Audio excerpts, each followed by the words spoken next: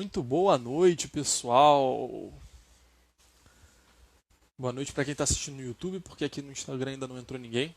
Gostaria de lembrar sempre de que vocês podem comprar os livros aqui da Sexta Patrística, da coleção patrística da Paulus, pelos links na descrição do vídeo para apoiar este projeto. E vamos ver se o Marcelo vai me zoar.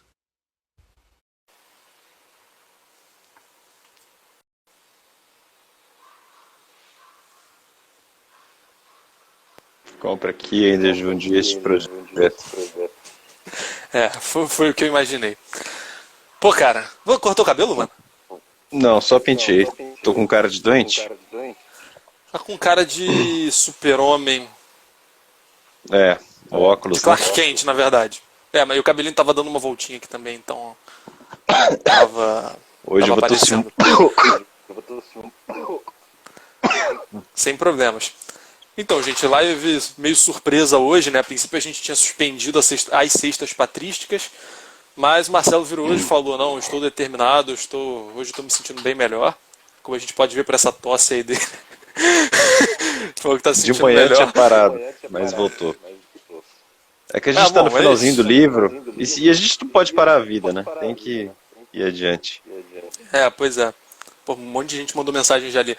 Bom, hoje a gente segue então no segundo volume da Patrística da Paulus. Qual que é o texto que a gente vai resenhar hoje? Porque eu li semana passada e aí acabou cancelando no dia, assim. É o segundo livro autólico, não é? Do... Perfeito. Segundo. É do Agora deu uma bugada, né? É que eu tô tentando voltar as páginas aqui pra ver. a- É do Teófilo de Antioquia? Teófilo. Muito bem É. lembrado. Teófilo de Antioquia. Hoje, então, com o segundo livro autólico. Depois da gente ter resenhado o primeiro livro autólico. Próximo episódio a gente resenha o terceiro livro autólico e depois a gente fecha, né? Vai ser o último autor desse volume. Bom, algum comentário antes da gente começar com a tua oração? Nenhum comentário, vamos direto ao ponto. Só oração. Beleza. Oi, Será todo que tem mundo como que está abaixar um? assistindo aí. Ah, tem sim, tem sim. Tá dando um ecozinho aqui. Não, beleza. Melhorou. Salve Marlon, salve Ariane, salve Thales, salve todo mundo aí que está entrando. Bom, oração. Em nome do Pai, do Filho e do Espírito Santo. Amém. Amém. Hoje eu não sei se eu estou disposto.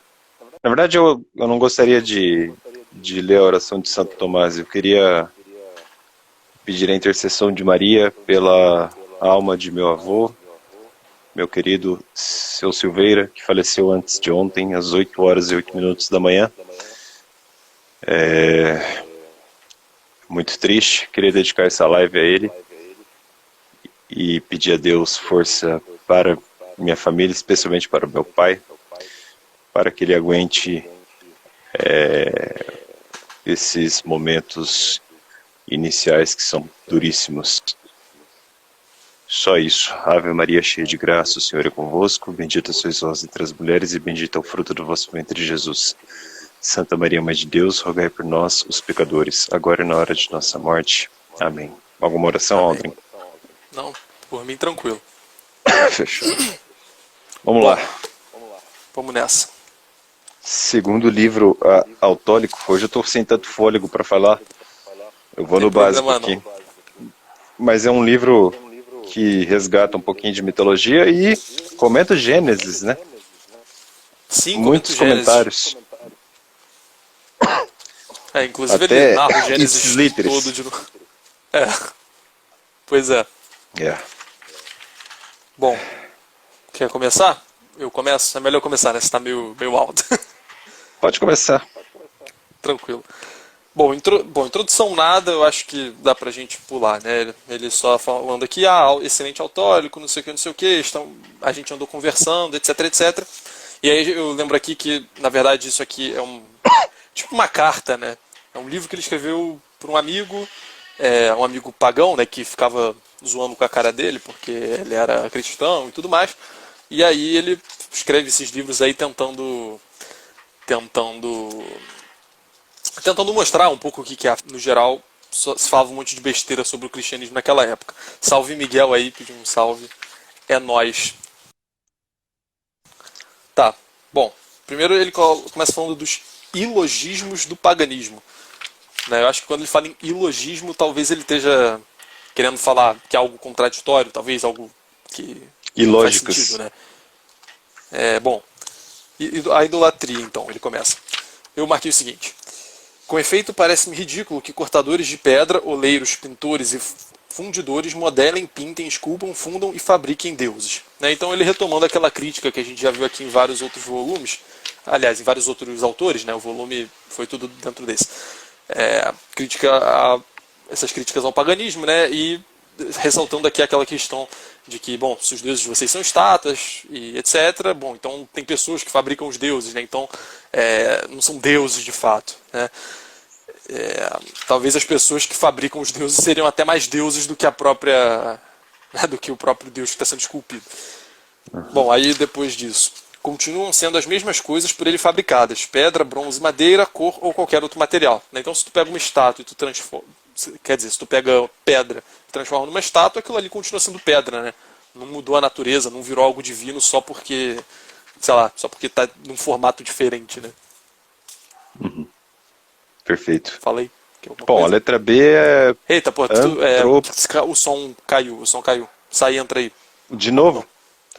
Não tô ouvindo.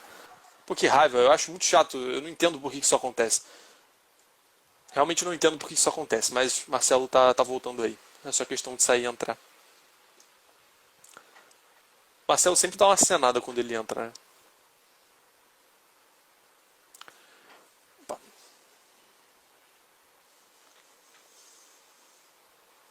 Carregando o Marcelo.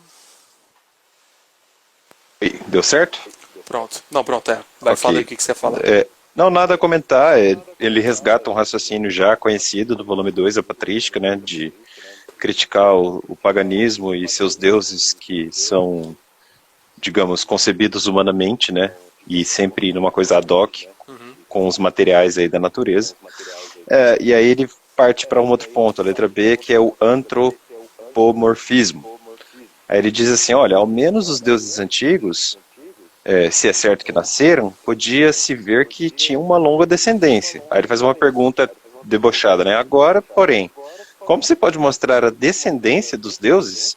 Com efeito, se antes geravam e nasciam, é evidente que agora também teriam que nascer deuses gerados. Então ele fala, olha, isso aí é um ad infinitum, né? Que divindade é essa que começa a se procriar, digamos assim? Ele vai falar disso mais tarde também. A todo momento vocês criam deuses e sempre uma nova explicação, um novo evento natural precisa de um novo Deus porque as coisas não fecham. E na cristandade a gente vai ver que isso não acontece, né? Basta um só Deus. O que nos remete a uma live que a gente falou bastante, eu acho que foi o Atenágoras de Atenas, sobre o monoteísmo, né? Acho que foi. Bom, deixa eu ver o que eu marquei aqui. Ele fala aqui sobre os deuses, né? Se antes geravam e nasciam, é evidente que agora também teriam que nascer deuses gerados. Do contrário, ter-se-ia que considerá-los bem fracos, seja porque se tornaram velhos e por isso não geraram, seja porque morreram e não permanece nenhum rastro deles. Aqui eu acho que ele tá chamando a atenção pro fato de não haverem deuses, digamos assim, hoje em dia. Né? Que é hoje em dia dele, mas ele olha em volta e ele não vê os deuses, né, que apareciam para todo mundo o tempo todo, né? Tipo, onde é que esses caras estão? Né? Aí ele fala, pô, eles pararam de se reproduzir. Tipo, por que eles pararam de se reproduzir, né? É porque eles ficaram velhos, então eles são fracos, né? Então eles envelhecem, então eles perecem, né? Então não são deuses propriamente ditos. Se os deuses geravam antes, teriam de gerar também agora, né? Como vemos que os homens geram, né? Então até os homens que são teoricamente mais fracos que os deuses, eles continuam aí gerando, né? Estamos aí na nossa descendência até hoje, graças a Deus. Só que, né, os deuses parece que pararam ali em algum momento. Aí ele fala aqui ainda que, além disso, os deuses teriam que ser mais numerosos do que os homens, como diz a Sabila. Se os deuses geram e continuam imortais, os deuses nascidos seriam em maior número que os homens, e já não haveria lugar para os mortais ficarem, né? Então, tipo, é, como como os deuses são imortais, né, eles não são que nem a gente, que passam umas gerações, as gerações antigas vão morrendo. Tipo, teria de ter É, Deus pra caramba, porque o pessoal não morre, né? Então, tipo, onde é que essa galera ficou? E acho que ele é. até ressalta depois, tipo, Se ele nós, faz uma réis pergunta, né? mortais, estamos aqui, né, em gerações, por que esses deuses não estão conosco? Pois é, e aí deveria ter, tipo, Deus pra caramba, né? Porque os mais velhos não vão morrendo. É, Aí ele até pergunta aqui, como é que o monte chamado Olimpo era antes habitado por deuses e agora se encontra deserto? É tipo, os caras não estão mais lá, né? Sendo que era pra ter milhões deles, bilhões deles. Então, uhum, meio que tem esse problema aí. E aí ele. E aí ele usa essa parada, né? Tipo, pô, onde é que estão os deuses? E aí ele puxa pro Deus cristão, né? Aí ele aham. fala: no entanto, é próprio do Deus Altíssimo e Onipotente e verdadeiro Deus não só estar em toda parte, mas também ver e ouvir tudo e não ser contido por nenhum lugar. Do contrário, o lugar que o contivesse seria maior do que ele, pois o contingente é maior do que o contido. O continente foi mal, é maior do que o contido. De fato, Deus não é contido, mas é o lugar de todas as coisas, né? Então, Deus está acima dessa categoria aí de lugar e qualquer.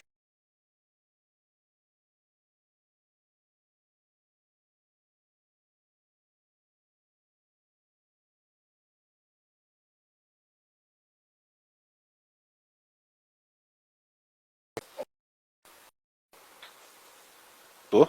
Oi, voltou. Voltou, voltou. Bom, dessa Travou? parte é isso. Voltou. Joia. Aí posso ir com o próximo ponto? As contradições dos escritores profanos. Ele vai fazer várias críticas aqui aos escritores que, por exemplo, atribuem o início do universo também ao início de Deus, né? Como se Deus tivesse nascido junto com a matéria. Ele vai falar que isso não faz o menor sentido, se não vejamos. Alguns do pórtico ou estoicos chegam a negar totalmente que Deus existe, ou, se existe, afirmam que Deus não se preocupa com ninguém, mas consigo mesmo. E nisso se manifesta totalmente a insensatez de é, Epicuro, Epicuro, né? Epicuro, Não tem um acento ali. Epicuro e Crisipo. isso. Outros dizem que todo o universo se rege pelo acaso, que o mundo é incriado e a natureza é eterna, e até se atreveram a dizer que não existe absolutamente providência de Deus, mas que o único Deus é a consciência de cada dia. Você veja, século II depois de Cristo, e as coisas parecem que não mudaram tanto assim, né? Com aperfeiçoamentos aqui e ali, as correntes ateístas costumam bater nessa tecla de que o universo sempre esteve aí, né? Como se fosse eterno mesmo. Outros estabelecem como dogma que Deus é o espírito que penetra tudo. Quanto a Platão e sua escola, certamente confessam que Deus é incriado e pai e criador do universo. Então aqui ele dá até certa razão ao platonismo, né?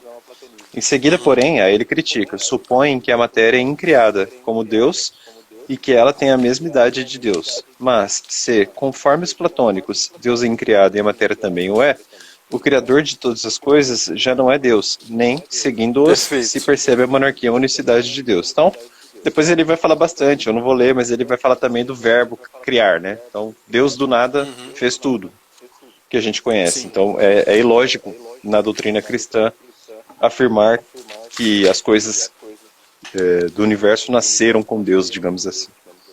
Uhum. Ou melhor, vieram de Deus, claro, mas não junto com Deus. É. Que é isso que ele falou, né? Tipo, pô, se tem algo que tá junto de Deus, então Deus já não é mais o criador de todas as coisas, porque tem uma coisa que Exato. veio junto dele, né? Uhum. Não, e aí eu queria salientar aqui, porque eu não sei se você lembra da introdução em que ele falou, o Rock, né, falou que esse autor, né, o Teófilo, ele parece não conhecer muito bem a doutrina das pessoas de quem ele está falando. Ele às vezes critica uns autores que, tipo, ele está basicamente Lembro. citando de uns, sabe, uns manuais que tinham na época, né? Uma filosofia É, meio popular, digamos assim, né? Tipo, devia ter umas frases que corriam soltas e aí o cara pegou e foi criticar. E aqui dá pra perceber que ele faz isso com os estoicos, que ele ah, fala é? que já o primeiro parágrafo que tu, tipo, a primeira linha que tu leu. Alguns do pórtico, ou estoicos, chegam a negar totalmente que Deus existe, ou se existe, afirmam que Deus não se preocupa com ninguém, mas consigo mesmo. Só que aí esse último pedaço ele atribuiu ao Epicuro depois que está certo. Só que os estoicos eles dizem que existe Deus. Claro que é uma concepção diferente. existe algo que é divino, né, que é o Logos, né, eles usam esse termo do Logos, que é um termo que está no cristianismo também. Aham. Então eu achei isso muito estranho, porque realmente existe essa noção do divino, né, eles trazem a noção de providência também e tudo mais. Então aí eu identifiquei um ponto em que ele realmente não conhece do que ele está falando. Apesar de o resto me parecer correto. Tipo, eu não encontrei mais nenhuma incoerência em relação a Quanto a algum autor que Platão ele também? critica. Platão ele fala que Deus, quanto a Platão e sua escola, certamente confessam que Deus é criado e pai e criador do universo. Eu só não sei se é incriado. Não, eu acho que é incriado sim. É porque tem uma coisa das doutrinas não escritas, que aí concebe algo que está acima, eu acredito que é acima até do próprio Demiurgo, né? Só que o Demiurgo não é supremo, mas eu acho que ele é incriado. Não tenho certeza. Entendi. Então tá dentro. Tá dentro. Alguma coisa aí, Aldrin? É que esse tópico é longo, Bom, né? aí Por ele. isso que eu tô... Não, esse tópico é longo, mas basicamente o que tem de novo aí é essa parte dos filósofos. Porque aí depois ele vai É. reclamar da mitologia, falar que os escritores contradizem, o Homero faz não sei o quê, que é aqueles Aham. raciocínios que a gente já viu antes várias Já vezes. viu várias vezes de mitologia. Aí ele fala do teatro também, que aí tem várias coisas horríveis. Calma aí. Marquei um negócio aqui no meio. Dizendo tudo isso, nem mesmo assim declarou por quem foram feitas as coisas. Com efeito, se antes existia um caos e preexistia certa matéria incriada, quem foi que estabeleceu esta e depois a ordenou e transformou? Porque lá no Exíodo você tem, né, um caos. Exíodo ou é o Homero? Enfim, agora eu não lembro, mas lá no... Eita, saúde aí. Tô mal. Faz parte. Então, é que lá no Exíodo fala, né, que no começo tinha um caos, alguma coisa do tipo, né? Geralmente é assim que começam as narrativas mitológicas teogônicas, né? Aliás, cosmogônicas. E aí, bom, aí beleza, né? Só que aí ele faz essa pergunta, né? Essa matéria incriada aí, né? Esse caos, essa coisa aí de fundo, essa potência toda, vamos dizer assim. Né? Tipo, quem foi que estabeleceu isso? Quem é que fez isso meio que se mover para ser alguma coisa, né? Ele meio que deixa essa questão aí no que diz respeito à mitologia. Aí ele também vai falar aqui do teatro, né? Que aí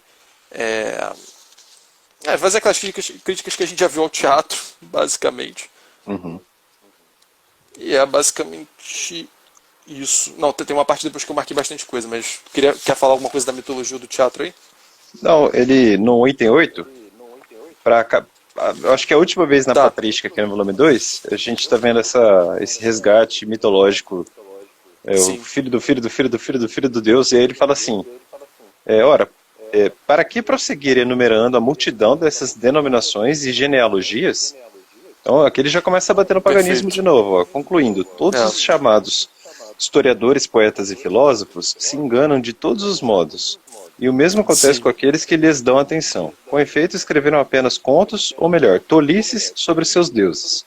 Não demonstraram que são deuses, mas homens, alguns bêbados, outros dissolutos e assassinos. Ou seja, que Deus é esse que tem tanto defeito, tanto problema, né, algo que não acontece com o Deus, né, que é cristão.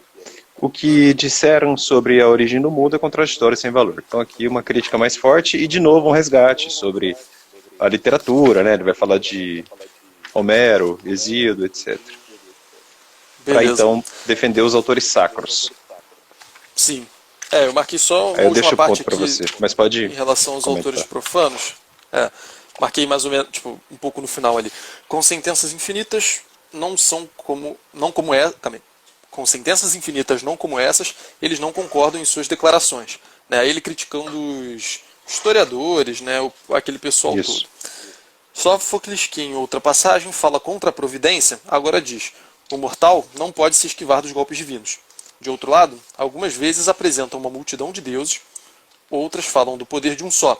Os que afirmam que existe providência são contraditos por aqueles que afirmam a improvidência.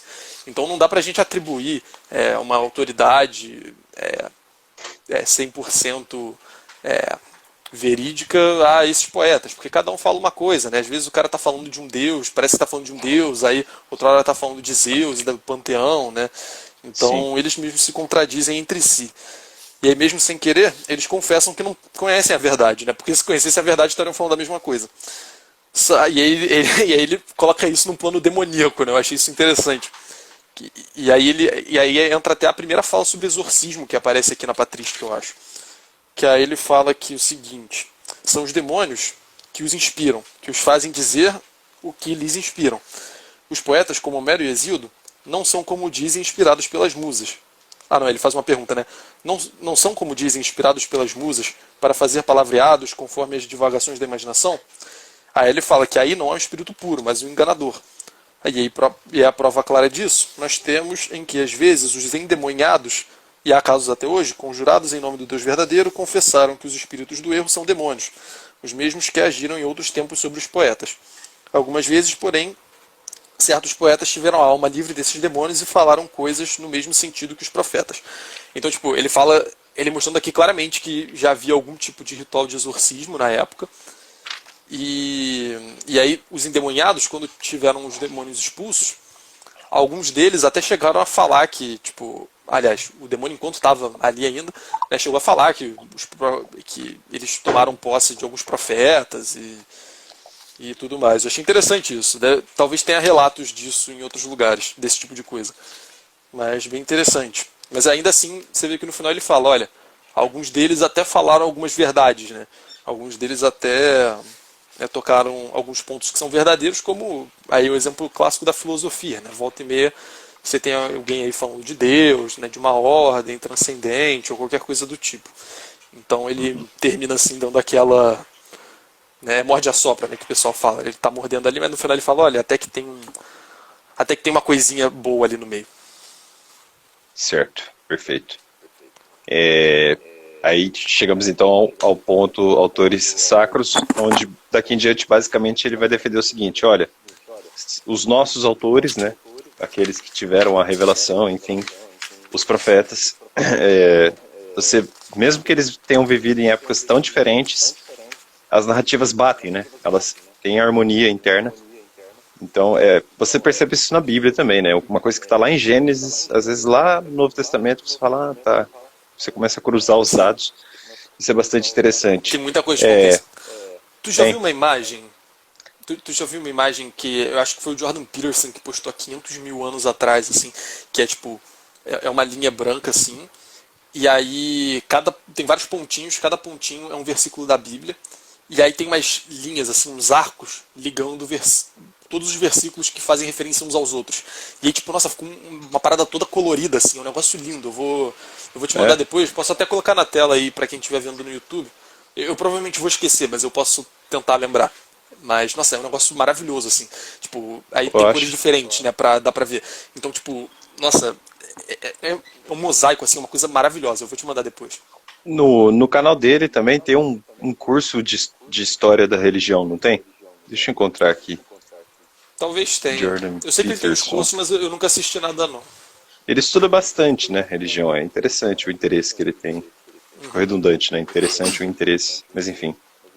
Ele dedica muita atenção a isso. Não estou encontrando agora o que eu queria, mas, enfim. Depois eu procuro com mais calma. Bom, então, quer ler? Não, pode ler aí, sei lá.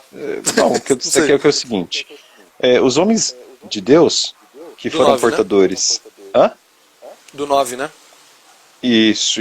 Os homens de isso. Deus que foram portadores de um Espírito Santo e profetas. Então, ele está separando aqui, né, os profetas e os homens de Deus, embora não profetas, não deixam de ser homens de Deus, enfim. Recebendo de Deus inspiração e sabedoria, tornaram-se discípulos de Deus e santos e justos. Eu estou cadenciando a leitura aqui por causa da respiração, tá, pessoal? Não, beleza. Por isso, nossa, como cansa. Por isso foram considerados dignos de receber a recompensa de se converterem em instrumento de Deus e terem parte em sua sabedoria. Vem uma nota aqui que diz o seguinte: sabedoria aqui significa verbo e não o Espírito Santo. Conferir item 2.15. E os profetas não foram um ou dois, mas muitos, que, conforme as circunstâncias, se encontraram entre os hebreus, como também entre os gregos e a Síbila. E todos disseram coisas que concordam entre si, né? Aí a harmonia de informações. tanto sobre os Aham. acontecimentos anteriores a eles, como sobre aqueles que sucederam depois, e ainda os acontecimentos do seu tempo e os que se realizam entre nós no presente. Então é até impressionante o pessoal quando estuda Daniel, né, que é um desses profetas aí, como você consegue linkar algumas coisas que a gente estuda aí na história com as profecias de Daniel, né? Só para dar um exemplo. E isso é bastante interessante também na Igreja Católica, né? Você tem uma constelação, uma verdadeira constelação de santos. Uma vez o Aldrin fez uma pesquisa, né, de quantos santos teriam oficialmente na igreja, né? Era um número espetacular, assim, muita gente. É, Enfim, eu lembro que eu mencionei isso num contexto pra falar que era pouca gente comparado ao total de gente que tem no mundo, né? Eu acho na que era verdade é tipo pouca 40 gente. mil, não sei. É, Acho que era 40 mil, alguma coisa assim. mas é bastante gente. Só que, claro, É, pensando que bilhões e bilhões de pessoas passam e passaram por aqui, né? É muito pouco mesmo, é um seleto grupo. sim. É, Mas a Igreja Católica tem esse dado belo. é. E também esse número é um número de canonizados, né? Porque tem gente que morre santa e ninguém fica sabendo, né? Talvez, É, não sei se a maioria. Sei lá, seria legal ver alguém que deve ser a estuda isso, maioria. mas deve ser a maioria, né? Porque nem todo mundo fica tão famoso assim. Tipo, dentro de É. mosteiro deve ter um monte, né? Tipo, o pessoal É. morre meio que. Né? Bom, Bom, pense assim, o livro falei. atribuído a Tomás de Kempis, né? Ninguém sabe direito quem foi. Este alguém talvez seja santo ainda, a gente nem imagina quem seja. É verdade. É verdade. Bom, ensinamentos dos autores sacros sobre cosmologia. Ih, professor Monteiro de Barros está por aqui. Não tinha visto que você tinha entrado. Salve. Estou providenciando a catequese e última edição oficial da Santa Sé. Pô, boa, legal. Que legal. Perfeito. É... Tá, calma aí. Ensinamentos dos autores sacros sobre cosmologia. Então é aí que ele começa a introduzir o assunto do Gênesis, né? É aí que ele começa a falar da criação e esse tipo de coisa. Bom, em primeiro lugar, eles estão de acordo em nos ensinar que do nada Deus tirou todas as coisas. Com efeito, nada foi coetâneo com Deus. Existia com Deus, né? Eu acredito que seja algo nesse sentido. Uhum. Ele próprio é o seu lugar, não conhece a necessidade e é anterior a todas as coisas. Mas ele quis criar o homem que o conheceu. Finalmente foi para o homem que ele preparou o mundo, pois aquele que é criado tem necessidade, mas o incriado de nada necessita. A gente já viu um argumento que aprofunda essa questão.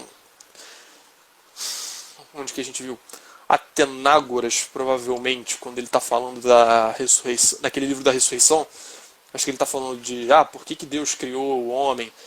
E aí ele vai falando, né, que, bom, Deus não necessita de nada, né, então não tem por que ele ter criado para Deus.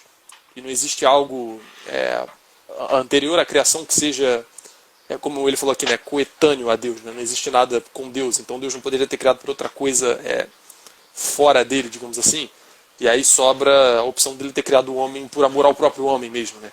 É a única Uhum. opção que acaba sobrando se a gente concebe Deus como algo infinito, né? Porque não é privado de nada, né? Porque quem tem necessidade de algo que não tem, né? Então, se tivesse, não teria necessidade. Então ele faz isso meio que por amor à própria coisa criada, né? Como um artista que faz a obra e só pela mera contemplação da obra, né? Não mera, mas enfim, é uma obra que basta por ela Sim. mesma e por amor àquele resultado, né? É, bom, aí ele fala isso, então, tá, foi para o homem que ele preparou o mundo, inclusive o próprio homem. Bom, aí ele fala aqui, tendo Deus o seu verbo imanente em suas próprias entranhas, gerou-o com sua própria sabedoria, emitindo antes de todas as coisas. E aí aqui eu saliento, aí vem uma notinha de rodapé, né, que ele fala que a expressão verbo imanente e emitido são de origem estoica. Né, porque os estoicos eles têm essa coisa do logos, né, e o logos ele perpassa todas as coisas e dá forma a elas e move tudo, né, é uma concepção mais ou menos assim. Só que aí é um verbo imanente nos estoicos, né, aí talvez isso aqui esteja um pouco errado, né, na concepção, tipo, talvez seja um pouco inadequado essa terminologia para cá, exatamente porque os estoicos eles concebem o verbo como sendo imanente à própria realidade, inclusive até corpóreo, eles chegam a dizer. E é aqui, bom, Deus e o verbo de Deus é imanente, né? Meio estranho isso. Até porque o Logos, havia o Logos simultaneamente a Deus, né? Antes da criação. Ele criou Uhum. o mundo com o Logos, né? Com Deus. E aí eu não lembro nem. Eu acho que até esse próprio autor fala isso, então eu acho meio estranho de falar que o verbo é imanente, mas beleza. Aí ele fala: teve este verbo como ministro da sua criação. Ah, pronto, ele acabou de falar aqui, né? Então foi meio que junto. E por meio dele fez todas as coisas. Então é meio estranho que seja imanente. Realmente ele parece meio que se contradizer na frase seguinte. Este se chama princípio, pois é príncipe e senhor de todas as coisas por ele feitas. Eu achei interessante isso, porque eu nunca tinha relacionado a palavra princípio à palavra príncipe, né? Tipo, eu nunca tinha visto que tinha uma etimologia ali que converge. Inclusive, ele, um pouco antes aqui, você chegou a ler, ele se referiu a Deus, né, e o domínio de Deus como uma monarquia de Deus, né? Sim, sim. É, Quando ele legal que o critica mono... justamente essa ideia de grudar a matéria a Deus, né? Exato. Que aí mono é um e arqué é o princípio, né? Então, um princípio. Interessante, príncipe e princípio. Não tinha pensado nisso também, não. Pois é. Enfim, fica aí para pensar isso também.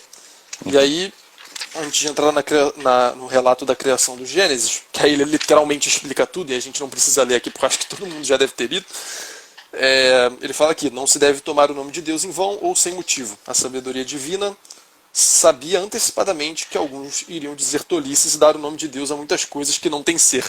Né? Então, olha que interessante. Para ele aqui, chamar as coisas chamar, sei lá, a pedra de Deus, o fogo de Deus, um homem de Deus, que nem os pagãos fazem, isso aí é usar o nome de Deus em vão, né? Tipo, ele faz essa associação. Eu achei isso muito interessante. E como ele diz aqui, né? Alguns iriam dizer tolices, dar o nome de Deus a muitas coisas que não têm ser, né? Então, tipo, que são bem efêmeras, né? Que cessam facilmente. Deixa eu ver o que o professor Monteiro de Barros fala ali. Príncipe é o primeiro cidadão que tem de ser uma reserva moral. Monteiro de Barros é monarquista, então ele deve ter essas noções bem sedimentadas. Ah, legal. Legal. Príncipe primeiro, né? Pô, interessante pra caramba isso. Eu realmente nunca tinha parado pra pensar nesses paralelos. Bom, aí depois ele narra o Gênesis. Você quer comentar mais alguma coisa aí sobre essa parte? Não, eu não sei se você quer falar do Gênesis em si, a historinha da Bíblia. Se quiser falar aí, pode falar. Sei lá, não separei nada aqui. Eu já vou direto para a cosmologia bíblica, né? Então, e ele fala assim: olha, o poder de Deus se manifesta antes de tudo em fazer as coisas do nada e depois fazer como quiser. O que é impossível para os homens é possível para Deus, né? Então, isso está no item 13, só para te localizar. 13? E aí ele vai falar, eu dei um salto aqui, não sei se você está acompanhando. Bem, então, manda ver aí, depois eu leio o 12. Não, ele vai falar dos dias da criação, né? Os magníficos... claro, são 7, porque em um deles Deus descansou, então eu falo assim, os magníficos 6 dias que Deus foi fazendo as coisas, e ele dá alguns detalhes aqui, né? Por exemplo, quando ele cria a água e os animais e monstros do mar, como que ele faz, e por que ele faz, e como que ele percebe que isso é bom, etc, etc. Enfim, um estudo bem bíblico mesmo. Mas eu não quero, não me reservo a não comentar, se o Aldrin quiser, fica à vontade.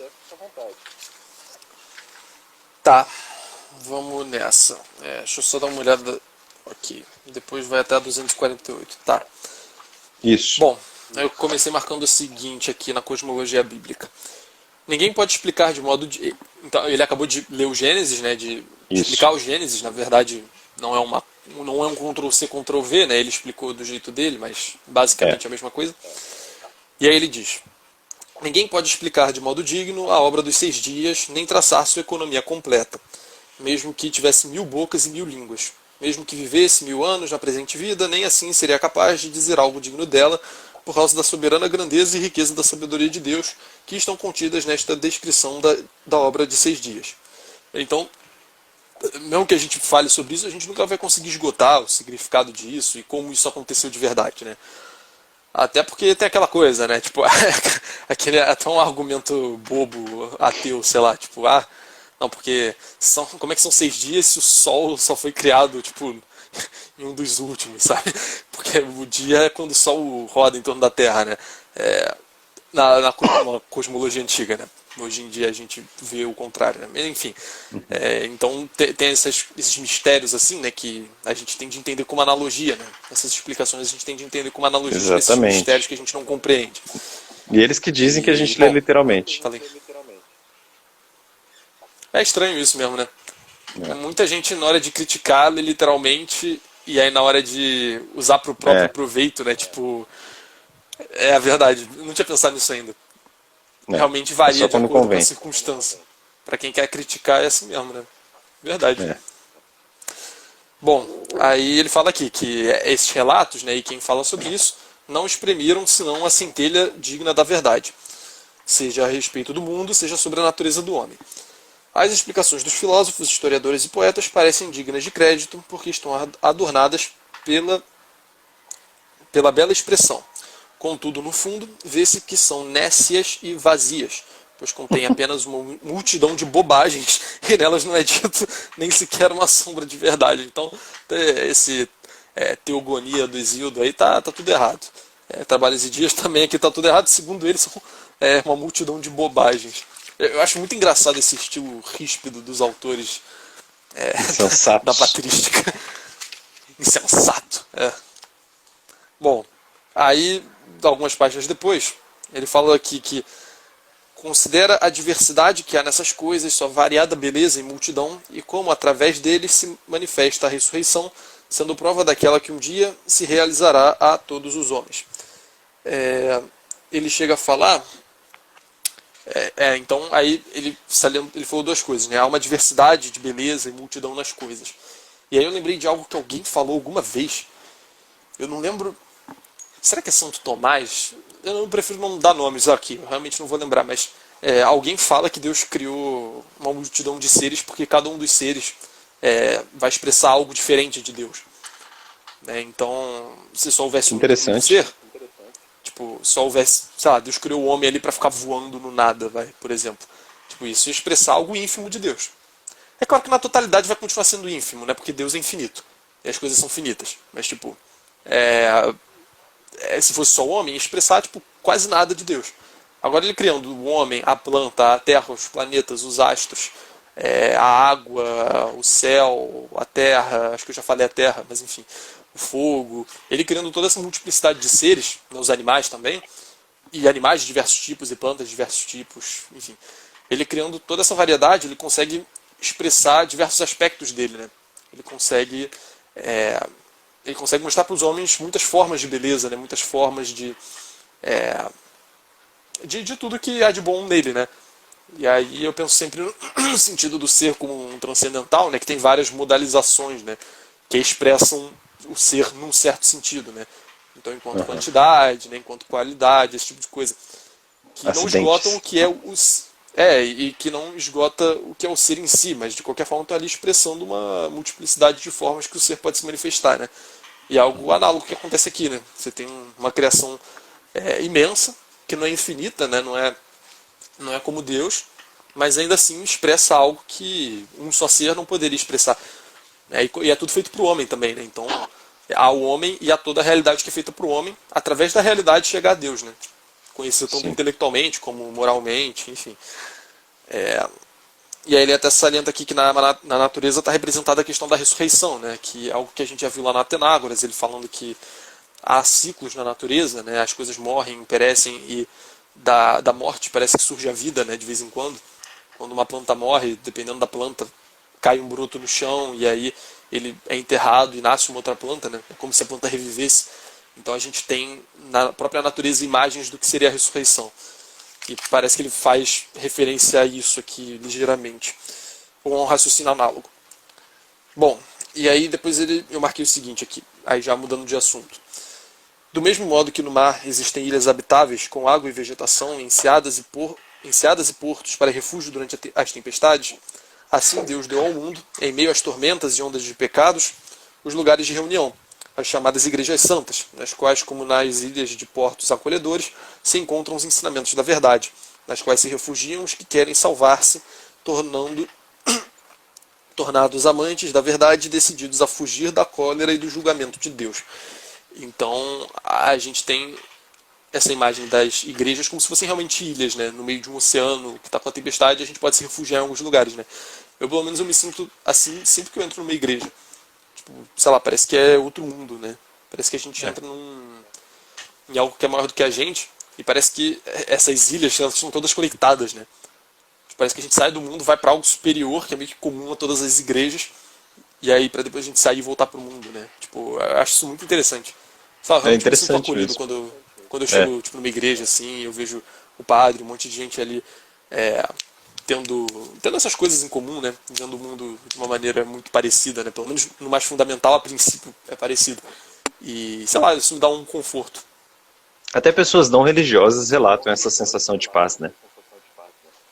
É verdade, é A verdade. conversão muitas vezes vem disso também. Sim. E acho que a questão É, de imagens no sentido correto, né, de usar imagens no sentido correto tem tudo a ver, né? Porque você tem uma imagem do Cristo crucificado ali linda e você tem, nossa, onde é que eu fui que tinha imagem de vários santos? Eu acho que fui no Mosteiro de São Bento de São Paulo. Aí em lindo. cada pilastra tinha uma estátua de um de um dos apóstolos, assim, tipo gigante. E aí no meio, no final, lá no altar tinha Cristo, né? E aí os outros em volta, assim. E, nossa, é um negócio maravilhoso. Não tem como, né? E aí a imagem, ela tem essa coisa, né? Tem esse gancho pra pegar e te puxar pra algo que tá acima, né? Inclusive é É, interessante, porque na própria natureza tem imagens também, né? Pelo que os autores estão falando aqui. Na própria natureza tem imagens de coisas que são divinas, né? Então, por que a gente não pode fazer imagens também? é. Ó, o próprio professor Monteiro de Barros ali falou que adora entrar em igrejas. Passa E ele horas admirando é as artes. É budista, né? budista. É, Então, pô, maravilha. Mas é isso, realmente, igreja é um negócio lindo, assim. Não tem é comparação, não. bonito. Acho que eu tenho vontade de Bom, construir uma biblioteca sacra. achei que você estava Colocar construindo uma alguns. igreja. Não, fazer uma. Quem sabe colocar vitrais e tal, floridos assim, para Pô, que maneiro. em determinado horário do dia o sol bata e traga uma coloração. Eu tenho vontade de fazer isso. Maneiro isso. Biblioteca Tomás de Aquino. É, não ia ser Miguel Reale? Ah, não, agora é Tomás de Aquino, né? Melhor. Pode ter uma O cara ala. mudou de Pode ala ter Miguel uma ala. Reale, tá? Tudo bem, um busto dele, mas o nome tinha que ser de Tomás, Aham. né? A vida Salão me Miguel Reale ali consertou. no... Né? A vida me consertou. Ah, o Reale é brabo também, pô. Não Não, tem... é É brabo, claro, mas não é eu acho que Tomás. tem um santo e tem um não santo, mas assim, é É, tipo. Pois é. É, mas um negócio. O que eu marquei mais aqui? Tem algumas outras coisas. É, sim, aí ele fala de alguns símbolos no item 15. Fala de alguns símbolos que tem na natureza, né? Novamente aqui, a partir do que eu falei, falando de imagens que tem na natureza de coisas que não são exatamente naturais. De coisas que são supranaturais, né? Que são divinas. Ele fala que o Sol é símbolo de Deus. E a Lua é o do homem. Como o Sol difere muito da Lua em poder e glória, assim Deus é muito diferente da humanidade. Como o Sol permanece sempre cheio e não diminui, assim Deus permanece sempre perfeito, repleto de poder, inteligência e etc. Em troca, a Lua perece a cada mês, não é isso? Ela troca ali, faz os seus ciclos, ela fica nova, minguante, eu nunca sei a ordem disso daí, mas é mais ou menos isso. E aí, em troca, a Lua perece a cada mês e, de certo modo, morre. E é símbolo de como o homem, depois. E é o símbolo de como é o homem. Depois torna a nascer e cresce para demonstrar a ressurreição futura. Então, o homem passa por isso também, né? Não de uma maneira cíclica, né? Mas ele perece e ele morre. E precisamente pela ação de Deus, né? Que é Deus que está tacando luz ali na Lua, né? Aliás, é o Sol que está iluminando a Lua e é Deus que ilumina a gente. Igualmente, os 3 dias que precedem a criação dos luzeiros, aí das estrelas, eu acredito, eu esqueci o que são esses luzeiros, são um símbolo da trindade de Deus, de seu verbo e de sua sabedoria. No quarto símbolo, né, no quarto símbolo está o homem que necessita de luz. Assim temos Deus, verbo, sabedoria, homem. Então aí uma interpretação aí dos 3 primeiros dias. Por outro lado, e aí ele fala da relação com os astros agora, né, de uma analogia com os astros. Por outro lado, a disposição dos astros representa a economia e a ordem dos justos e piedosos, que guardam a lei e os mandamentos de Deus. Com efeito, os astros mais visíveis e brilhantes representam os profetas. Por isso permanecem fixos, não mudando de um lugar para o outro. Aqueles que ocupam o segundo grau de brilho são tipo do povo dos justos. Por fim, os que mudam e passam de um lugar para o outro são chamados planetas, são símbolos dos homens que se afastam de Deus, abandonando sua lei e seus mandamentos. Então ele está falando aqui, está relacionando os astros, né, a tipos humanos, na medida em que se aproximam ou se distanciam de Deus. Provavelmente usando aí a imagem da luz das estrelas, né, que aí seria, digamos assim, uma participação da luz do Sol, né, que é a luz suprema e tudo mais. E aí, nessa parte aqui, antes de a gente entrar para o próximo item, eu salientei só mais duas coisas. Mais uma coisa, na verdade, que aí parece que ele relembra aquelas comparações que ele fez entre os animais, que ele fez não, aquela comparação que o Barnabé fez entre os animais lá no Antigo Testamento e as personalidades humanas, como a gente deve evitar esse tipo de coisa. Ele fala aqui que os monstros marinhos e as aves carnívoras são símbolo dos avarentos e transgressores. Então, os monstros marinhos, né, se eu lembro bem no Barnabé, eles estão lá no fundo, né, nas profundezas e tal, se escondendo. São traiçoeiros. Traiçoeiros. Né, e as aves carnívoras, né? Aí eu lembro aqui da águia, que aí tem essa parada meio traiçoeira, né, porque ela tá olhando de cima e ela parece pacífica, né? Você olha de longe, ela tá ali plena, voando, linda. Só que ela tá com aquela malícia por trás querendo atacar, né? Ela tem essa maldade, né? Então a gente deve evitar isso também. E aí parece que aqui ele percebe o mesmo símbolo no momento da criação do mundo, né? Perfeito. Bom, basicamente isso. Item 18 aí. Ele vai falar então do ensinamento dos autores sacros sobre a antropologia. Então, um pequeno tratado sobre o homem aqui, né? Bem curto, nada complexo. Ele fala assim, olha, o fato de que Deus diga, façamos o homem à nossa imagem e semelhança, dá antes de tudo a entender a dignidade do homem. Tema que me é caríssimo, né? A começar, por exemplo, por Boécio, por Tomás de Aquino, né? Eu conversava com você essa semana, na medida do possível, sobre a metafísica de Aristóteles, da visão de Aristóteles, né, de forma, matéria, potência, ato e potência, substância e acidente, certo?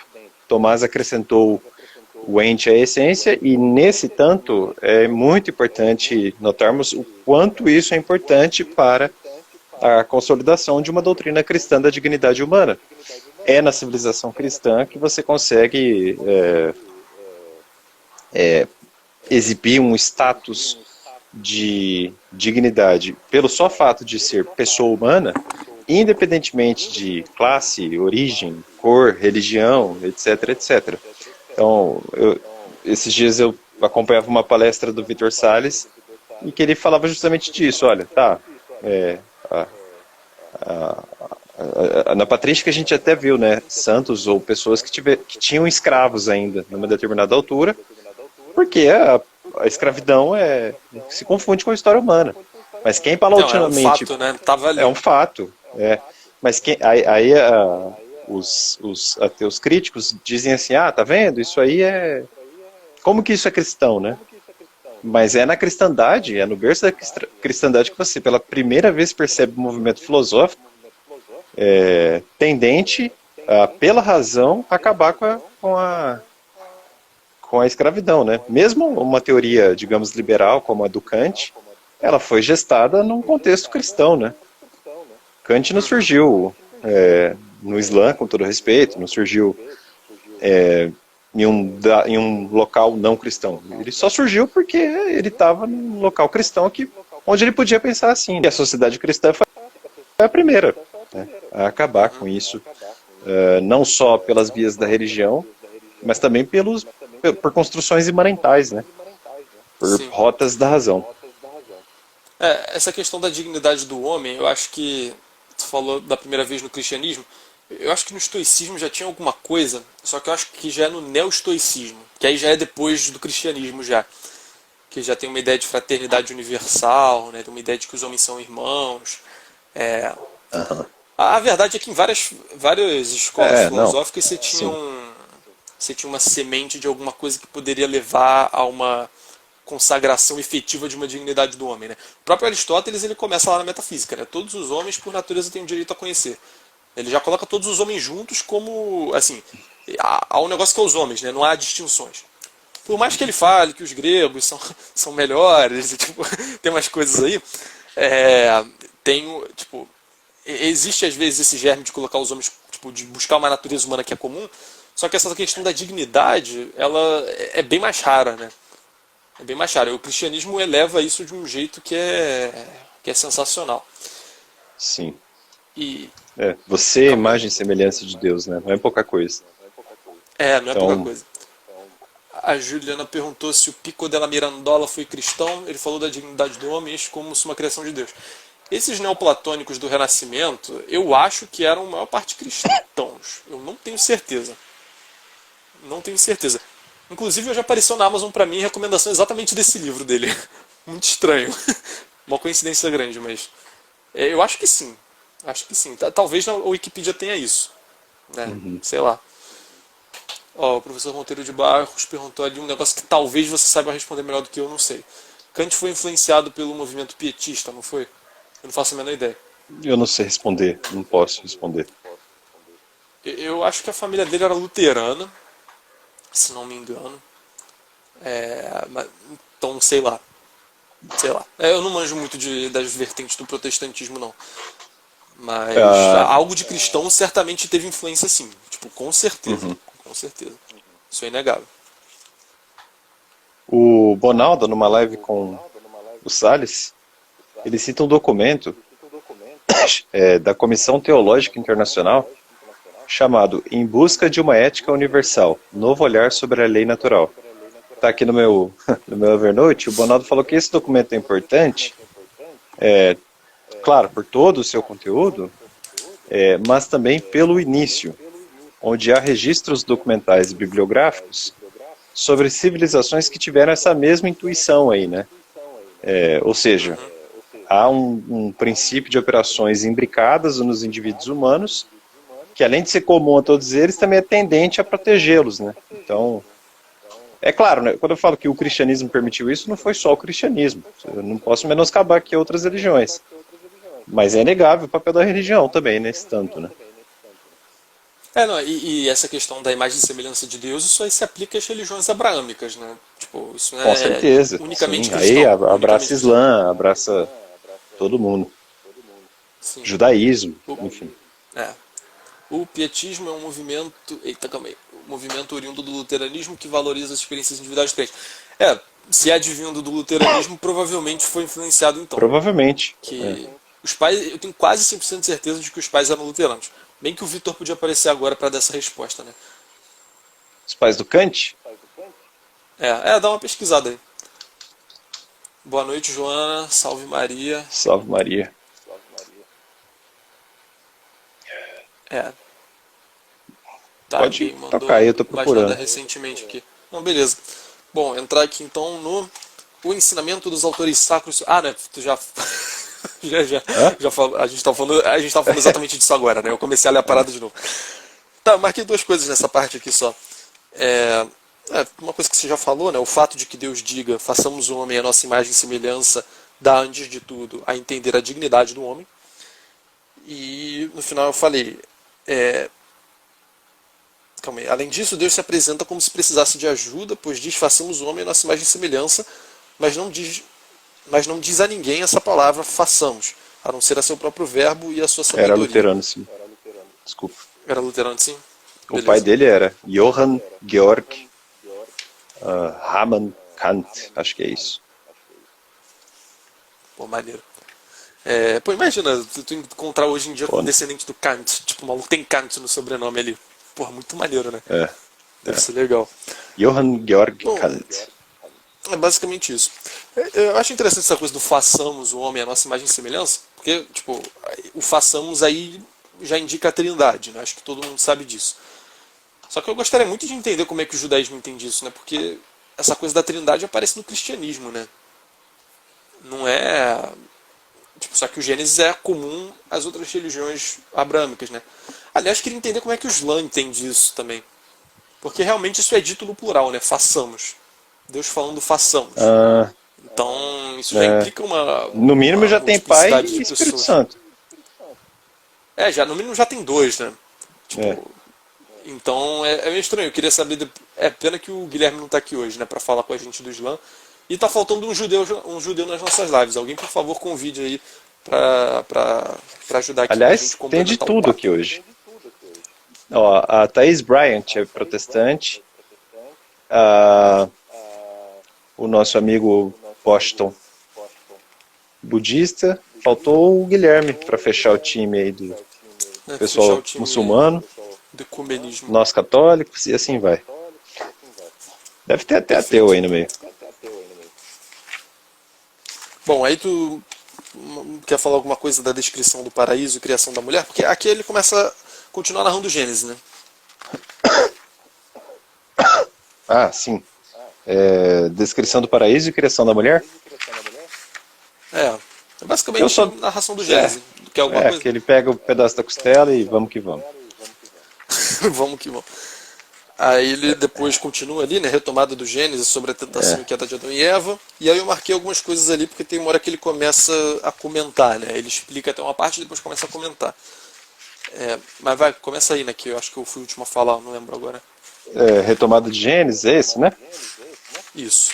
Ele fala assim, olha, a serpente era a mais astuta de todas as feras sobre a terra que o Senhor Deus fizera. A serpente disse à mulher, como é que Deus disse, não comas de toda a árvore do jardim? A mulher disse à serpente, nós comemos de toda a árvore do jardim, mas a respeito do fruto da árvore, que está no meio do paraíso, Deus nos disse, não comais dele, nem o toqueis, para que não morrais. A serpente disse à mulher, não morrereis de morte, etc. A tentação do diabo ali, né? Esse é um ponto que eu acho fulcral no cristianismo, né? Que assim, o que diferencia o ser humano assim, como criatura divina, ao lado de tantas outras, é justamente o livre-arbítrio, né? Então o fruto aí tá para o fruto proibido, né? É o que demonstra, olha, você não é uma bactéria, você tem instinto, tem livre-arbítrio, você obedece se quiser, né? E é isso que torna a gente tão diferente de um pássaro, de um cachorro, enfim. Verdade. E aí ele vai falar da O desobediência. pássaro e o cachorro, eles têm mais uma preferência, né? Parece que no momento eles vão lá e fazem, né? Tipo, tem um tipo de instinto. preferência, mas ainda não é uma. Tipo, eles não param e pensam, tipo, opa, calma aí, Não. talvez isso aqui. Né? Por exemplo, as minhas calopsitas aqui, elas são irmãs e às vezes eu vejo elas brincando de coisas estranhas, de fornicações. Brincando de coisas estranhas. Esse Jesus Azul tava dando uma marcha ré ali com alguém. Caraca. Uma irmã dele. Os azul. Ah, tá. Então. Ah, não, tudo bem. Não, Achei os que Azul ele. é fêmea. Eu Os tava com Azul o é irmão. Ah, eu tava achando estranho. Pô, os azul. Por que é azul então?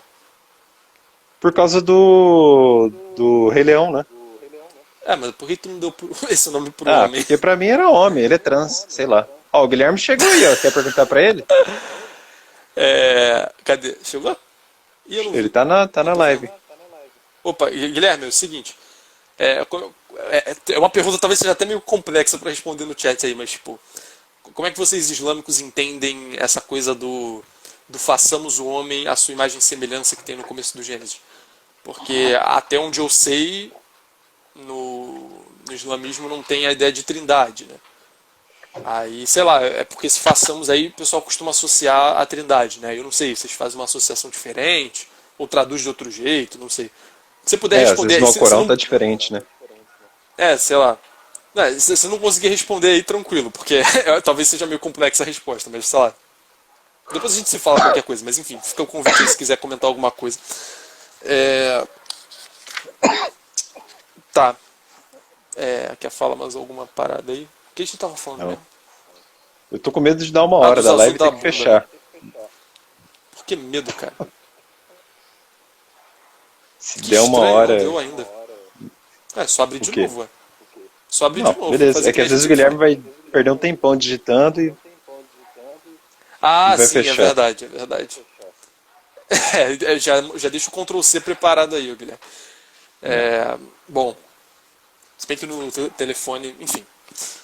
Tá, coloquei aqui que ele comenta sobre essa parte aí do Gênesis o seguinte. Deus, o Pai do universo, é imenso e não está limitado a um lugar, pois não existe lugar para seu descanso. Opa, 25 segundos aqui. Porra, ai, droga, ele acabou de escrever, calma aí. eu vou Marcelo, dar um print da tela. print. Printa a tela. Printa a tela. Putz. Aí, consegui. Mas Consegui. já tenta copiar aí. Putz, Primeiro digo que o livre-arbítrio humano é tido como engodo para muitos sábios no Islã. Nele é Galera, a dito gente que vai é abrir de novo. apenas 5 livre segundos. escolha.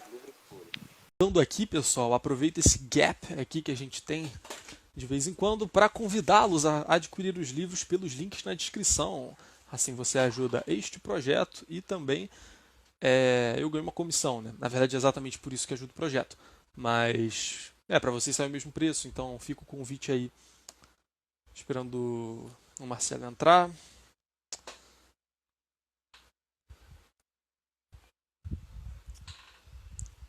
Salve professor Monteiro de Barros, Guilherme, Juliana, Marcelo.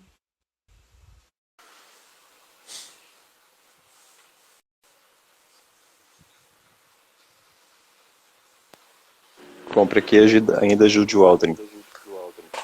Nossa, tô morrendo de fome, cara. Vai ter uma fomezinha agora. Cara, eu tô Salve, empurrando trabalho comida. intelectual Eu entrou aí. não consigo comer, cara. Sério? Covid É normal, né? Eu deixa... acho que. O café, cara, eu amo café, você sabe disso. Eu tomo café até Até 9 horas da baratinho do noite MIB. durante a live. E, cara, hoje minha mãe passou um café pra mim. Eu falei, mãe, que café é esse que você comprou? Ela, não, é um Três Corações. Eu falei, meu Deus do céu. Parecia Caramba! cocô ruim, horrível. Que isso? Muito ruim. Ah, que delícia. Acho que eu já perdi Sua uns língua 5 quilos com a Covid. Ah, Caraca. Um lado bom aí, né? duro que perde massa magra, né? É duro que perde saúde, duro que perde muita tudo. coisa. Perde um Tudo. rim também. Pois é. Bom, tá, Deus, o Pai do Universo, é imenso e não está limitado a um lugar, pois não existe lugar para o seu descanso. O seu verbo, porém, pelo qual ele fez todas as coisas, sendo sua potência e sabedoria, tomando a figura do Pai e Senhor do Universo, foi ele que se apresentou no jardim em figura de Deus e conversava com Adão. Ah, tá. Então ele coloca isso aqui, ele fala isso aqui num contexto em que o cara Qual que é esse ponto aí? supõe uma pergunta. É o 22. Ah, tá, obrigado. Porque logo antes disso ele perguntou um negócio que eu não marquei. Tipo, ele fala assim: agora tu me dirás. Tu dizes que Deus não deve estar circunscrito a nenhum lugar. Mas como agora dizes que Deus passeava no jardim? Tipo, pô, se Deus está em nenhum lugar, como é que ele estava no jardim? E aí ele fala, né, que o verbo, ele tomando a figura do Pai e Senhor do Universo, foi ele que se apresentou no jardim em figura de Deus e conversava com Adão. Então, parece que ele está falando de Jesus mesmo, né? Parece que ele fala que era Jesus que estava lá no paraíso com Adão e Eva, que apareceu e falou: pô, galera, o que vocês fizeram de errado aí? Por que vocês estão se escondendo e tal? Mó vacilo. Bom, de fato, a própria Escritura nos ensina que Adão disse ter ouvido a sua voz. Olha que interessante. Que outra coisa é essa voz, senão o verbo de Deus, que é também seu filho, né? Então, o fato de... Isso é muito legal, né? Tipo, é quase um... Tipo, é um argumento muito forte, né? Porque Adão ouviu a voz de Deus. Mas o que é a voz de Deus? É o verbo de Deus. Então, o Deus que estava ali era o Logos, né? Não era o Deus Pai, era o Deus Filho. Filho não é a maneira como os poetas e mitógrafos dizem que nascem filhos dos deuses por união carnal. Né? Não é por meio da trepada. Mas, como a verdade explica que o verbo de Deus está sempre imanente no coração de Deus. Porque antes de criar alguma coisa, o tinha por conselheiro, pois era sua mente e pensamento. Então, o verbo sempre foi um com Deus. E isso então meio que não tem nenhum problema derivado disso. Guilherme... desculpa. Não, aí já é uma outra informação desconexa dessa. Não, calma aí, deixa eu ler para fechar esse item e aí depois a gente dá uma olhada aí na resposta. É uma coisa meio rápida aqui. É uma curiosidade histórica aqui, ele menciona que no Éden tinha uns rios, né? Ele faz uma descrição do paraíso e tudo mais. E é interessante porque ele fala que no Éden tinha os rios Tigre, o rio Eufrates, e aí tinha ali perto o rio Nilo. Né? Ele vai descrevendo aquela região e ele dá a entender pra gente que o paraíso se situa por ali, né? Isso é bem interessante. Parece que o homem de fato nasceu ali.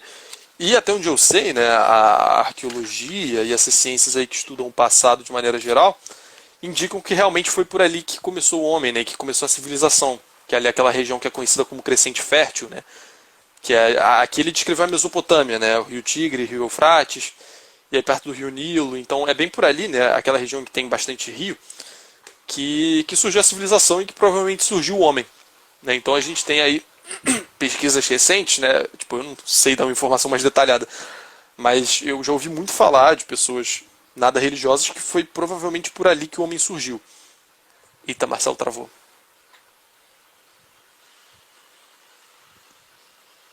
Vocês estão me vendo? Vocês não estão me vendo? Eu queria que vocês falassem alguma coisa aí agora, que o Marcelo pra mim tá travado. Opa, voltou. Bom, então parece que há argumentos mais modernos para dizer que a humanidade realmente começou ali.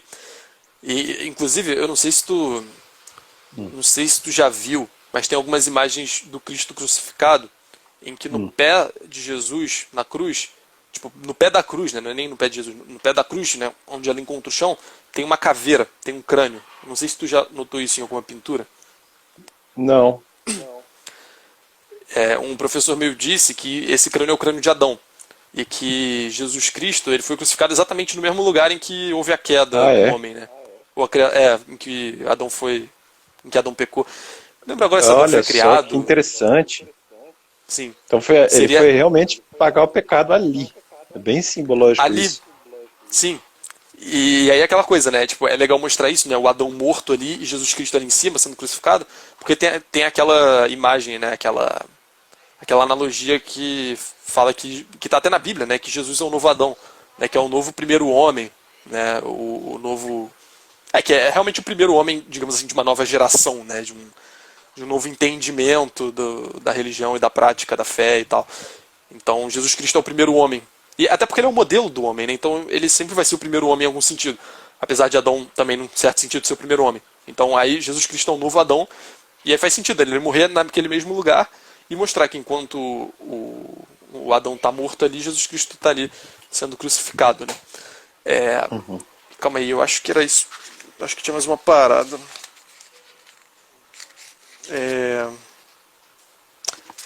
Sobre essa coisa do Éden é isso, mas aí ele no final desse item ele fala o seguinte: o homem foi criado como ser intermédio, nem completamente mortal, nem absolutamente imortal, né? Então aí conjunção alma e corpo, de algum jeito. Mas então ele não foi criado nem absolutamente um nem absolutamente outro, mas capaz de uma coisa e capaz de outra. Assim como o seu lugar, o jardim, se considerarmos a sua beleza, é lugar intermédio entre o mundo e o céu. Então o homem é um ser intermediário, que foi criado num lugar também intermediário, né? Que não é o céu, onde está Deus, mas também não é o mundo onde a gente caiu, né? A gente acabou caindo no mundo. E aí ele fala aqui que quando a Escritura diz trabalhar, não dá a entender outro trabalho, mas a observância do mandamento de Deus, a fim de que o homem, violando-o, não se perca como efetivamente aconteceu quando se perdeu pelo pecado. Né? Então ele está falando aqui, porque no final do Gênesis, né? Aliás, no final da narrativa da criação e da queda do homem, ele fala que o homem vai ser condenado a trabalhar, né, e tudo mais, e ele entende isso aqui no sentido espiritual. Né? Então é trabalhar para seu aprimoramento, para a sua santificação. Né? O homem não está mais ali no estado de imortalidade, todas aquelas coisas de que o Adão e a Eva gozavam. Né? Agora o homem caiu e ele vai precisar trabalhar para alcançar algo próximo a Deus. Né? Claro que ele nunca vai ser Deus, mas a gente deve imitar a Cristo, como bem diz o nosso amigo atribuído a Kempis. Vai ler aí o negócio do Guilherme, porque eu tô perdido aqui, eu não sei eu não sei a ordem das coisas aqui. Tem alguns termos árabes aqui que eu não vou conseguir, mas vamos lá. Não, mas ele transliterou depois, eu acho. Mas mesmo assim eu me perco. Vamos lá. Vou começar com o conceito do credo que sigo. Tahavivah, não sei. O que quer dizer, verdadeiramente Deus Altíssimo é único. Não tem parceiros com ele. Isso dá muito pano para manga, na questão da trindade. Espera aí, deixa eu me localizar. É verdade. O segundo item do credo enfatiza. O que quer dizer? Que não há coisa que a ele se assemelhe. Isso apontaria para a ideia de contrariedade à semelhança e imagem humana com Deus. Mas isso não é bem assim. Para falar sobre isso, teríamos também que falar da ideia de espelhar os atributos divinos em si mesmo. Aqui poderíamos falar que se ele é haq, ou verdadeiro, nós deveremos espelhar a verdade e alcançar ela. Isso vale para todos os demais atributos, eu acho. Isso está incluso no alguma coisa vestimenta dos 99 nomes. Começa se realizando, conhecendo o nome, e então se revestindo deles. Maneiro. Diferente, né? Interessante pra caramba. Eu não Aí conhecia. a gente também tem a gente tem uma ideia de se assemelhar a Deus ainda, né? Tipo, também, É, sem a trindade, né? também, Pelo que eu sem a entendi, é trindade, bem mas claro isso. não, parece bem claro mesmo. E assemelhar-se a Deus, né? Isso realmente é algo bem universal, né? Essa coisa de se assemelhar a Deus. Mas legal, né? Os 99 nomes parecem ser tipo uma indicação de um caminho, né? Interessante isso. É. Aí a gente chega no Tá, 25, é isso? exato. E Ele valeu, falou, Guilherme, aí que está, pelas não é explicações. diferente. Muito obrigado, como sempre. Eita, calma aí, É, a gente entendeu alguma coisa errada, calma aí. não, é que eu falei, é diferente porque a gente tem a trindade, mas ele falou que, bom, não sei também qual que foi a interpretação, ou se eu falei alguma coisa errada aqui, né? E também tem um delay, né? Então, aí que tá, É, não é diferente, pode ser tipo qualquer coisa que você falou, então. Meio que. O que eu falei também, né? Então, tipo. Tá. A gente vai ficar é, aqui esperando ele responder ou vai. item 25, eu não vou Não, ler nada mas porque, vamos fazer. Não, vai, vamos pro 25 e aí. Não, vai, deixa eu responder. Todas as demais crenças, como estavam falando agora, sobre Adão perder o direito, está em pleno acordo com a nossa crença. Tá. sim, sim, sim, Beleza. tá. Aí a desobediência Vamos pro expulsa o 25, homem, qualquer coisa a gente lê depois. a Vai. desobediência expulsa o homem do paraíso. Aqui ele fala uma coisa interessante. Ele, olha, o problema nunca foi o fruto proibido em si considerado, né? Deus nunca disse que a árvore da ciência é o problema, ou o fruto envenenado ou proibido, sei lá, chame como É quiser, né? verdade. O problema é a desobediência. O problema não é o fruto. E eu não sei se você se lembra das lives sobre as 12 regras do Jordan Peterson, que o Falava Jordan muito disso. Peterson Falava muito fala, disso. e ele faz uma leitura assim, o Adão começou a culpar todo mundo, menos ele próprio, né? Então, o problema é o É, fruto, o problema é a Eva, o verdade. problema é não sei quem. Mas nunca ele chamou para ele responsabilidade de pecador, né? E aqui a patrística retoma essa ideia, né? Quer dizer, deixa isso bem claro. O problema é Sim. o ato ilícito e não o objeto. O É. problema foi ter Até, comido um fruto que não podia comer. até porque a árvore foi feita por Deus, né? Tipo, ele criou a Exato. árvore pra ficar lá. Ele não criou a árvore pra É, você comer, né? Então, assim, tem a é. questão teleológica aí, né? Você escolheu Uhum. errado, assim, isso é problema seu, né? Deus fez a árvore pra ficar ali e a árvore continua ali. Então, meio que, assim, Deus tá certo, né? Tipo, Deus não fez nada É. mal, sabe? E a ordem foi clara. Aliás, era uma ordem tranquila. Ó, tem tudo, é um paraíso. Sim. Calma aí, a Nandos. Caraca, eu não sei ler isso, gente. Calma aí, Nandos Taut. Tá, ok, eu não sei ler isso, desculpa. Nunca foi tão preciosa essa sexta patrística, Deus abençoe vocês. Pô, você também. Pô, muito Amém. obrigado. Hoje tá legal mesmo, hein? Tô gostando. Mas tinha de ser Tá boa, né? A legal, gente tá tá aí há um legal. tempão pra voltar, né? Ficamos aí um tempo off. Quem sabe Marcelo a gente tava faz amanhã corongado. também. Eu ia até falar isso, porque a gente ia fazer, aí spoiler aí pra galera, Fazer revelação amanhã é dos segunda. bastidores. A gente ia fazer um fim de semana patrístico pra fechar para fechar esse segundo volume, que aí seria sexta, sábado e domingo, só que o Marcelo ficou doente. Aí hoje, a princípio, ele virou e falou, vamos fazer hoje coisa, só que a gente não do Stout. Ok. Eu também não sei ler o Stout, então, tipo, sei lá. Tá, eu Staldit. Sei lá. já vou ver tua mensagem ali, professor Monteiro de Barros. Eu só. Putz, eu não. Tá, calma aí, já vi. Pera aí. Pera aí, só fechar o raciocínio que eu tava falando que eu esqueci o que era. É. Tá, o negócio da Patrística. Aí a gente ia fazer, tipo, sexta, sábado, domingo, só que o Marcelo tava corongado, ainda tá corongado, só que tá melhor. E aí, tipo, eu não sei. Enfim, se tu tivesse sentindo à vontade, a gente pode fazer amanhã e Vamos, depois. Fazer, vamos. Amanhã é segunda fazer e aí na direto. outra semana Justino, como a gente havia. Amanhã e segunda? Não, Ou amanhã domingo? é segunda. Mas pular domingo, então? Não, amanhã é domingo, não é? Hoje é sexta. Sexta patrística, né? Cara, É o nome eu tô do com a cabeça programa. no sábado. Hoje é sexta. Não, então amanhã e domingo, é isso aí. Melhor. Eu não sei porque eu pensei que hoje era sábado. Eu tô tão, Pior que tava com mó cara, mano. Quando tu falou, eu dei uma bugada também. Eu dei uma confundida. tô tão pra lá de Bagdá que até o Então. tempo eu perdi. Pô, então a princípio marcado, hein? Amanhã e Beleza. depois fechar o E aí segundo na outra volume. Muito semana a brabo. gente volta pro Resenha Forense com o volume 3, Justino, de Justino vai Roma. ser brabo.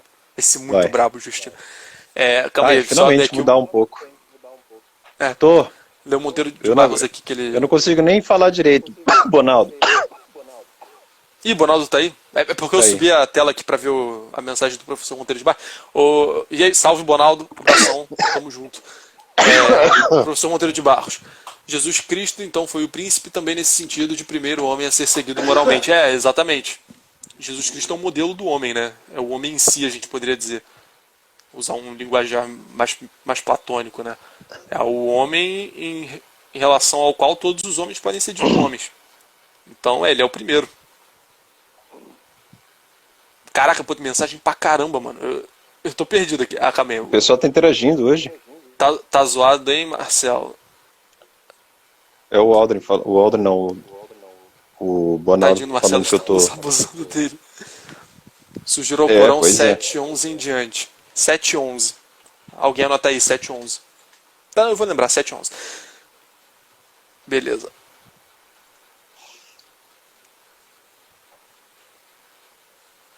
Tá, calma aí. Vamos voltar. Pera aí, eu me perdi total agora. Eu não sei o que a gente tá fazendo mais. Que a gente entrou no assunto dentro do. Que. Ecce homo. É, o livro do Nietzsche aí. Bonaldo Nietzscheano, confirmado. Bonald McDonald.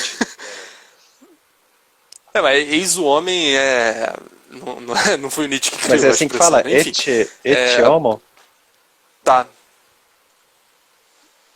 Tá, vamos lá. Próxima etapa. Eu esqueci o que a gente tava fazendo. A gente tá falando. Agora a gente vai pro 27. O homem é por natureza mortal ou imortal? Ih, não, calma aí, cara. Calma aí, 27, peraí. Isso depois de você comentar o antecedente, claro. Que Ah, é não, sobre beleza. a árvore, o fruto, a responsabilidade, enfim. O pecado original. Tá. É que eu marquei coisa pra caramba, mas tu falou basicamente isso de. Então a criação era boa. Ah, sim, palavras de Pilatos, exato. Eu sabia que estava na Bíblia em algum lugar. Eis o homem, né? Pode crer. Quando mostra Jesus. Porque tem um livro do Nietzsche com esse nome, né? Muito triste, né? O que veio na minha cabeça foi a obra do Nietzsche, e não a frase da Bíblia. Herege. Mas enfim. Eu acho que o Ego Ronaldo tá manibus escondendo o niilismo lavatus. dele, hein? Tô zoando. Tá. Então, ok. Deus criou a árvore, Deus criou o fruto. Essas coisas a princípio são boas se permanecessem ali com a finalidade delas, que era ficar ali existindo no paraíso. Mas a partir do momento em que o homem comeu, foi culpa do homem ter desobedecido a Deus, e o mal tá na desobediência e não na fruta em si. Aí eu achei interessante que ele fala depois o seguinte: de fato, em seu fruto não havia outra coisa senão ciência. E a ciência, ela é boa, desde que seja usada devidamente. Só que como Deus pediu para não usar, é claro que ali não era devidamente, porque Deus mandou. Acontece que, por sua idade, isso é muito legal. Por sua idade, Adão era uma criança, e por isso ainda não podia receber de modo digno a ciência. Olha que legal isso, cara. Tipo, eu não sei há quanto tempo Adão já tinha sido criado, só que, assim, ele. Eu vou colocar aqui muito entre aspas, tá? Psicologicamente era criança, tipo, ele existia talvez há não tão muito tempo, digamos assim. Ele tinha acabado de ser criado, né? Ele estava ali com a Eva, aproveitando o paraíso. E, enfim, Deus talvez fosse, vamos supor aqui, talvez Deus quisesse dar esse fruto depois, um dia, não sei. E é aquela coisa, né? Tu não pode dar muito conhecimento para uma criança. Analogamente, é isso que tu não pode fazer. E aí a gente vê que isso no Gênesis está muito associado também à questão da inocência, né? Do bem e do mal. Tipo, tu não pode mostrar, sei lá, uma cena de sexo para uma criança. Tipo, ele não tem capacidade de entender aquilo. Tipo, é óbvio que isso vai dar errado. E parece que aqui a gente tem um paradigma desse tipo de situação, né? Tipo, olha, a ciência ela é boa, só que na medida devida, no momento devido. Deus falou que, pelo menos ainda, não era para comer aquilo, né? Então, não era o momento da ciência para o Adão. E Deus, como um pai, né, que cuida de uma criança, estava falando ali para tomar cuidado. Bom, deixa eu ver aqui. E aí ele fala aqui, ó, não foi também por inveja, como pensam alguns, que Deus lhe proibiu comer da ciência. Além disso, Deus queria Não, isso prová-lo aí é para ver se... bobagem. É Quem totalmente fala um bobagem. negócio desse, se Deus criou, inveja da criação dele, Pois é. Não, exatamente, ele que né? infundiu ciência naquilo, né? Não faz sentido nenhum. Ele fala aqui, né, que era para provar e ver se Adão era obediente ao seu mandamento, né? Que é exatamente no momento de complicação que a virtude pode surgir, né? Que a gente pode desenvolver a virtude combatendo aquela situação que pode induzir a um vício, né? Uhum. Aí com efeito a coisa santa, não só diante de Deus, mas também diante dos homens, que os filhos se submetam aos pais em simplicidade e inocência. Então faltou inocência pro Adão, né? Se ele tivesse Uhum. sido inocente, não teria dado toda essa parada aí, né? E a ciência parece que é exatamente isso, né? É a negação dessa inocência. E tu precisa estar preparado para isso, né? Uhum. Por outro lado, quando uma lei manda abster-se de algo e não se obedece, é evidente. Isso é legal. Talvez, não sei, talvez tu tenha alguma coisa para comentar sobre isso, porque tange com coisa do direito, mas por outro lado, quando uma lei manda abster-se de algo e não se obedece, é evidente que não é a lei que traz consigo o castigo, mas a transgressão e a desobediência, né? Então, porra, tá escrito lá na lei, olha, se tu fizer X, vai acontecer Y. Aí tu vai lá, faz X, acontece Y e a culpa é da lei, sabe? É. Não faz sentido nenhum. Realmente, o problema aí tá na desobediência, né? Aí ele finaliza o 25 falando: assim foi a desobediência que acarretou ao primeiro homem ser expulso do jardim do Éden, não porque a árvore da ciência tivesse alguma coisa de mal, mas foi por causa Isso. de sua desobediência que o homem atraiu o trabalhador, a tristeza e caiu finalmente sob o poder da morte, como você bem falou. Uhum. E é aqui tem mais umas paradinhas aqui. Deixa eu ver aqui, ó. Também foi um grande benefício feito por Deus ao homem que este não permanecesse sempre em pecado, mas de certo modo, como se tratasse de um desterro, todo para isso, para que pagasse por tempo determinado a pena de seu pecado e assim educado fosse novamente chamado, né? Então Deus mandou a gente para cá já pensando em, é temporário, é tipo um castigo, e aí depois retorna.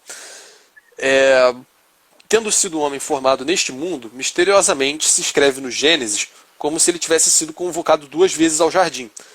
A primeira vez se realizou quando foi aí colocado, a outra se realizaria depois da ressurreição e do julgamento. Eu não sei se tu sabe, mas no Gênesis Uhum. meio que fala 2 vezes que o homem foi colocado no Éden. Eu não sei se Hum, você já percebeu isso. E não. daí que surge também uma lenda judaica que aparece aí na cultura popular às vezes, em algumas séries, alguns filmes, que é aquela figura que o pessoal chama de Lilith, Hum. que seria a primeira mulher de Adão antes de Eva, só que aí ela, eu não sei o que aconteceu, virou um demônio, tipo, tem toda uma lenda aí, uma coisa em cima, e aí depois não rolou isso, e aí depois deu algum problema com essa, aí Deus meio que deu algum destino aí que não conta na Bíblia, e aí depois Deus criou a Eva, né? Então Deus fez o homem, aí fez a mulher, aí depois conta de novo que fez a mulher, seria por causa disso, né? Que ele de fato fez 2 mulheres, só que a primeira não deu certo, e aí tem toda uma coisa envolvendo o demônio, enfim. Isso aí é lenda judaica e tal, e pela própria narrativa do Gênesis tu consegue ver que ele tá tipo narrando a mesma coisa 2 vezes. Tipo, não é que ele tá falando que a mulher foi criada de novo, mas ele narra o processo de criação inteiro, e aí depois ele foca no homem e narra o processo de criação do homem. Então Hum. aparece 2 vezes a criação do homem por causa disso. Mas aqui ele Uhum. fala, ele dá um outro sentido para isso também, que eu acabei de perder porque eu perdi o marcador. Achei. Ele fala aqui que a primeira vez se realizou quando foi aí colocado, a outra se realizaria depois da ressurreição e do julgamento, né? Então seria aí uma premonição, não sei se dá para colocar nesses termos, né? Mas aí já é pré-configurado na Bíblia que o homem vai ser criado de novo num certo sentido. Que aí Uhum. é a ressurreição, né? O homem vai aparecer de novo com um corpo místico, com todos Uhum. aqueles dons que Adão e Eva tinham. Então a imortalidade, impassibilidade, eu acho também. Tem alguns ali meio sistematizados, eu não me recordo agora. Poderíamos ainda dizer mais. Do mesmo modo como um vaso que depois de fabricado tem algum defeito, é novamente fundido e modelado para que fique novo e inteiro, assim acontece com o homem através da morte.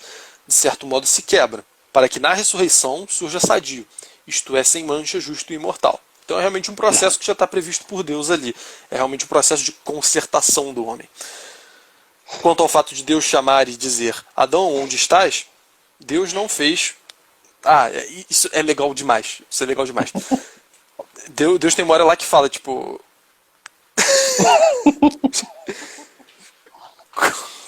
Como assim? Eu não sei se eu entendi. Eu, Jardim dos Testemunhos de Jeová. Tá, tu tava rindo aí, achei que você tinha entendido, pô. Não, eu acho que foi uma piada dela, não sei. Não, assim, mas uma piada tem um sentido que tem que ser É, entendida, né? Tipo, eu não entendi. Tipo, esses dias eu eu vi achei um que se meme muito tivesse. bom, cara. Socorro, tem testemunho de Jeová aplaudindo minha casa aqui. Aplaudindo minha Ah, cara. é.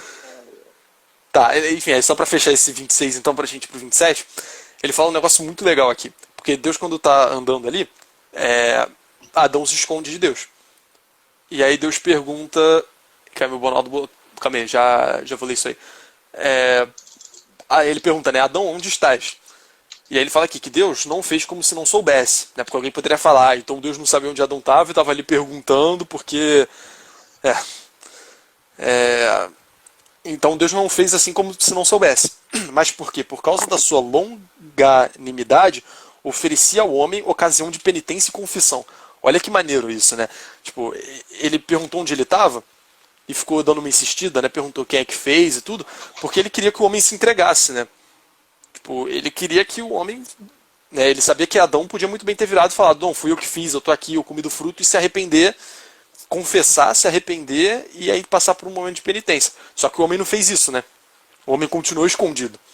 E aí é legal que a gente tem um sentido aí de algo que lembram dos sacramentos, né? Que é precisamente a confissão. Interessante, Aldrin. Pô, Bonaldo, belo link, hein? Ah, o Bonaldo muito mostrou bom, ali cara. os... Isso aqui foi muito bom, cara. Essa relação que ele fez foi incrível. Corão, sétima surata, 19. E tu, ó Adão, habita com teu esposo no paraíso, desfrutai do que vos aprouver, porém não vos aproximeis dessa árvore, porque estareis entre os transgressores. Ele usa exatamente esse termo, transgressores, aqui. Então Satã lhe cochichou para revelar-lhes o que até então lhes havia sido ocultado das suas vergonhas, dizendo-lhes, vosso Senhor vos proibiu esta árvore para que não vos convertesseis em dois anjos ou não estivesseis entre os imortais. E lhe jurou, sou para vós um fiel conselheiro. E com enganos seduziu-os, mas quando colheram o fruto da árvore, manifestaram-se-lhes as vergonhas e começaram a cobrir-se com folhas das plantas do paraíso. Então o Senhor os admoestou, não vos havia vedado esta árvore, não vos havia dito que Satanás era vosso inimigo declarado? Perfeito. Até colocou um versículo aí, maravilha. Eita, calma aí. Disseram, ó Senhor, nós mesmos nos condenamos, e se não nos perdoares a ti, apiedares de nós, seremos desventurados. E ele lhes disse, desceis, sereis inimigos uns dos outros, e terei na terra residência e gozo transitório. Isso aí é do Alcorão, né? Interessante. Parece que tem algumas coisas que parecem ser distintas, né? Não sei. Tô tendo essa impressão.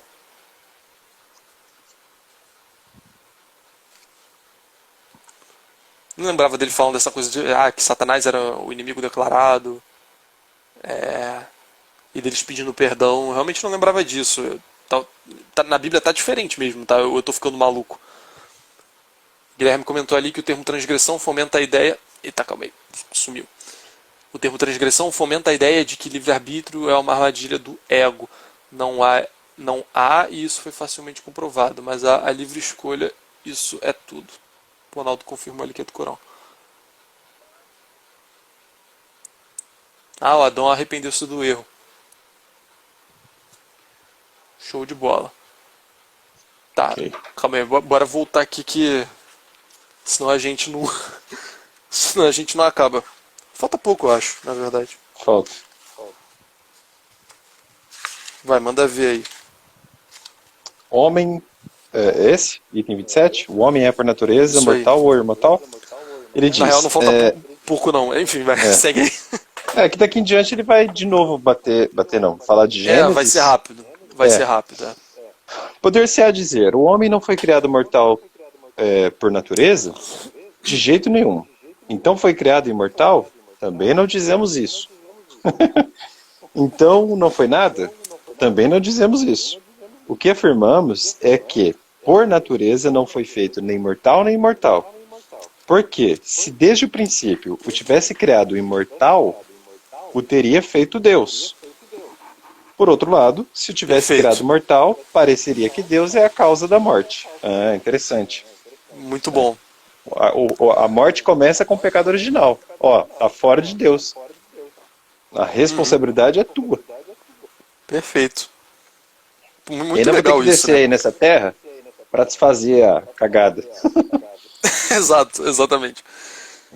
Aí depois ele até fala, né? Se o homem se inclinasse para a imortalidade, guardando o mandamento de Deus, receberia de Deus o galardão da imortalidade e chegaria a ser Deus. Mas se voltasse para as coisas da morte, desobedecendo a Deus, seria a causa da morte para si mesmo, porque Deus fez o homem livre e senhor de seus atos. Então, num certo sentido, é como se o homem pudesse escolher entre a imortalidade e a mortalidade, né? Num É. certo sentido. Num certo sentido. É porque a gente sabe que no juízo final a galera vai ressuscitar e vai ficar eternamente no inferno, né? E isso o homem para isso não precisa se corromper no sentido de cessar de existir. Mas de qualquer forma a gente consegue entender aqui o que ele quer dizer. E aí, lendo isso aqui agora, eu pensei na questão dos anjos, né? Porque em algum sentido os anjos são imortais num sentido diferente da gente, né? E eles não são mortais como a gente é. Então, tipo, os anjos parecem ser algo que é imortal e que não é Deus. Né? Uhum. Tipo, Deus criou coisas imortais, pelo que parece. Sei lá, São Tomás deve desenvolver isso bem, sobre isso. Uhum. Porque eu realmente eu nunca entendi. Tipo, eu entendo Deve algumas haver coisas alguma dessa questão questão dos na Suma anjos. sobre isso. O doutor Angélico, né? É o mínimo. É. Ele deve explicar isso tudo. Uhum. Mas, enfim, fica aí esse questionamento, né? Ele está falando aqui que Deus não poderia criar algo imortal, tipo, senão ele criaria outro Deus, né? Enfim, isso tem todos os problemas que a gente já abordou aqui algumas vezes. Mas aí, o que é o anjo nesse sentido? Né? Tem aquele termo que é desenvolvido, que é o evo, né? Que é aquele, tipo, um tempo diferente do nosso, né? Entre a eternidade e o tempo da matéria, né? E o tempo dos anjos é diferente, mas enfim, eu não saberia aprofundar isso. Mas tem Certo. formulações que me parecem que vão na tendência de responder a esse negócio. Uhum. Bom, quer falar aí os ensinamentos dos autores sagrados sobre a história da humanidade ou eu falo? Eu só destaquei um pouquinho do 28, então pode ler. Eu também destaquei só uma coisinha que é o Da seguinte. expulsão de Adão. Eu. Calma aí, tu tá vendo? Até que deu uma travada aqui, eu achei que tu estivesse lendo.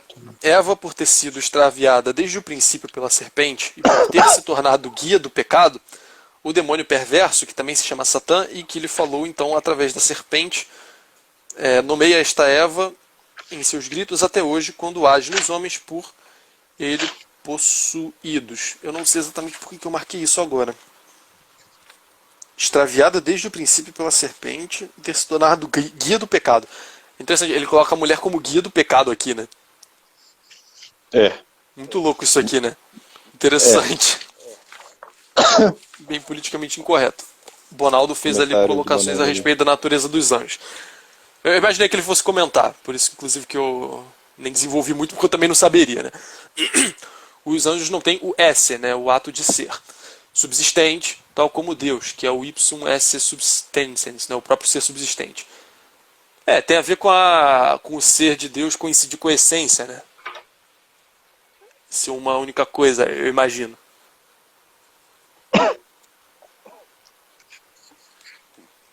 Obrigado aí, Crime de Bonaldo, Caim. pelo comentário. Crime de Caim. Não marquei nada. Eu também não, porque ele vai falar dos irmãos, dos Ele só ciúmes, fala o que enfim. aconteceu, né? É, o que todo mundo conhece. Início da construção da cidade, também ele vai falar aqui da torre, né? De... Ah, não, não é que não, desculpa. Ele vai falar da arca, etc, etc. florescimento das cidades e o surgimento do sacerdócio. Nossa, eu tô no meu limite aqui. Você destacou alguma coisa, Aldrin? Relaxa, dá uma descansada aí. Assim, sobre a construção da cidade, ele fala que o Espírito Santo nos ensina tudo isso por intermédio de Moisés. Fala de um monte de coisa, né? Fala das coisas que aconteceram, né? Aí ele fala, ó, o Espírito Santo nos ensina tudo isso por intermédio de Moisés e dos outros profetas, de modo que os nossos livros, dos que adoramos a Deus, são mais antigos e, sobretudo, mais verdadeiros que os de todos os historiadores e poetas. Eles fantasiam que Apolo foi o inventor da música, outros que foi Orfeu, dizendo que ele inventou a música tomando-a do canto das aves. Vê-se, porém, que é tudo palavrório vão e sem fundamento, pois esses nasceram muitos anos depois do dilúvio. Então todos os historiadores, toda essa galera nasceu depois do dilúvio. Aqui a gente está falando do Espírito Santo que inspira, o Espírito Santo que precede todas as coisas, né? E que, portanto, ele pode falar pra gente dessas coisas que aconteceram antes. E aí aqui na nota ele fala que... Aí aqui vem uma parte que passa a ser bem repetitivo, que a gente vai avançar bastante. Porque na nota explica isso bem.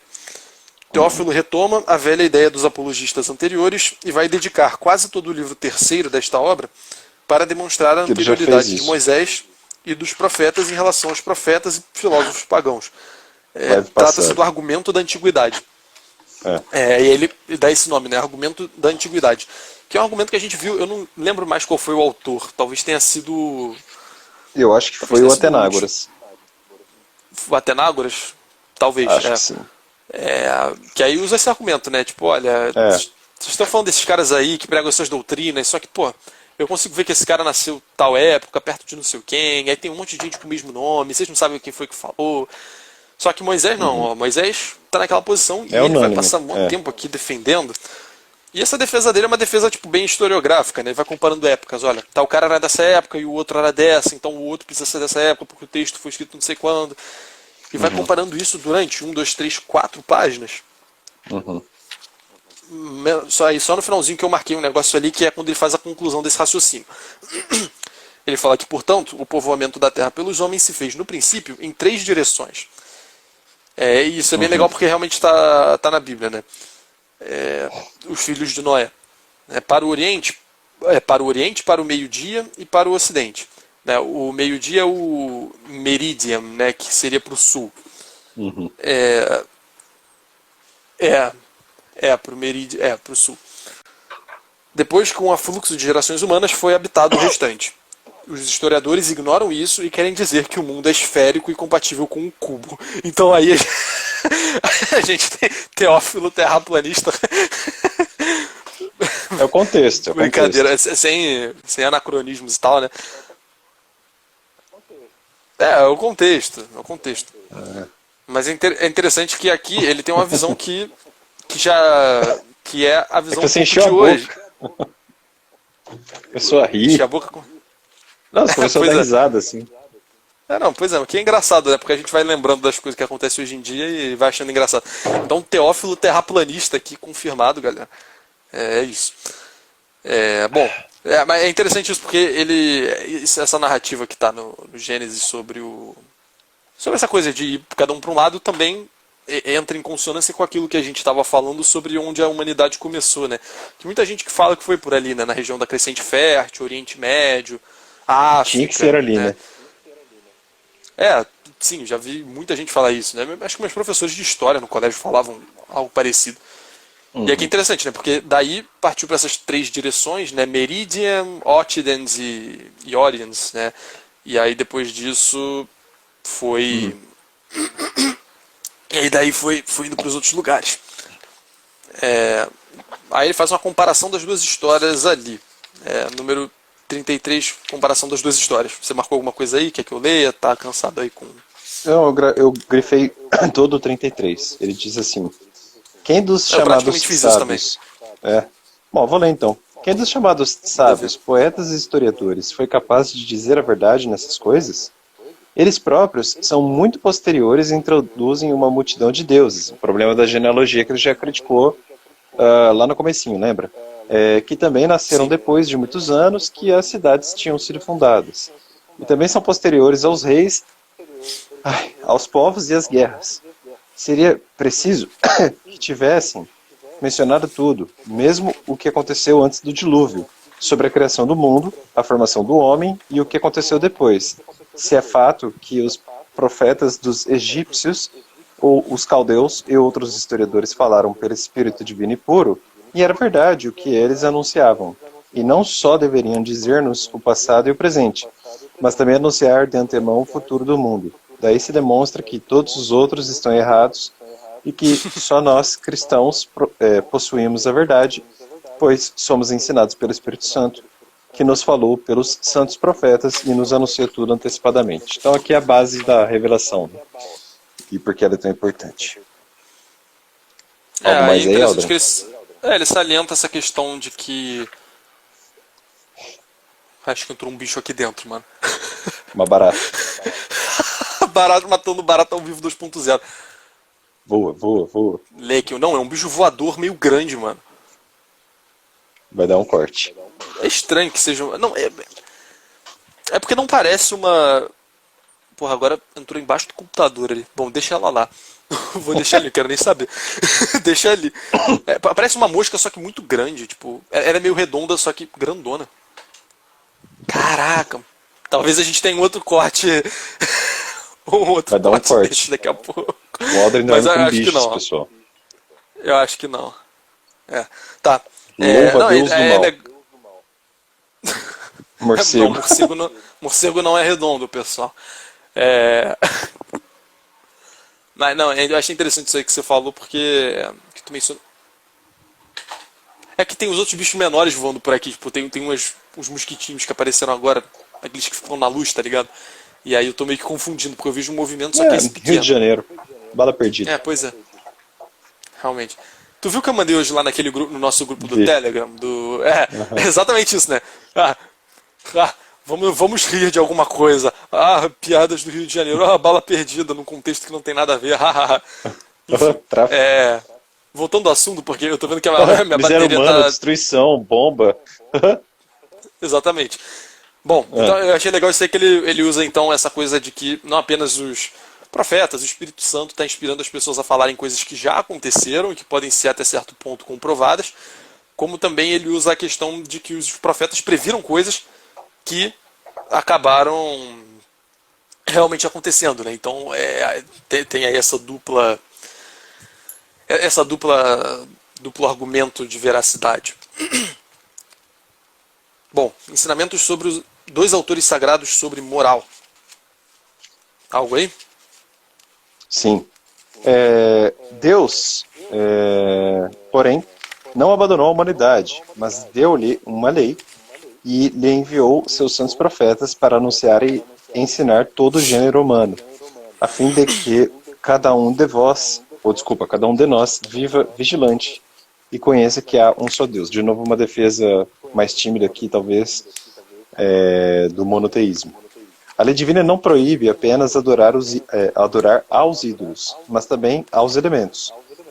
Deve-se servir unicamente o Deus verdadeiro e criador do universo, com santidade de coração e intenção sincera. Uma crítica reflexa ao paganismo, né, que gosta de enxergar a natureza e de explicar fenômenos com deuses ad hoc. Sim. Concordância Até agora com as... destacamos exatamente a mesma coisa. Beleza. Eu só peguei isso mesmo. Porque é Mais curto nada? esse trecho, né? Não. Pode ler o resto aí que você desejar. Tá. Cumpre notar que os profetas disseram coisas bem coerentes e concordes, falando todos com um só e mesmo espírito sobre a monarquia de Deus, a origem do mundo e a criação do homem. E não só falaram, mas também sofreram dor, chorando sobre o gênero humano alheio a Deus. Denunciaram os sábios aparentes pelo erro em que viviam e endurecimento do coração deles. Então ele fala que todos os profetas... Porque é interessante, né? Que ele fala que os autores pagãos e os poetas e tudo mais, todo mundo estava se contradizendo.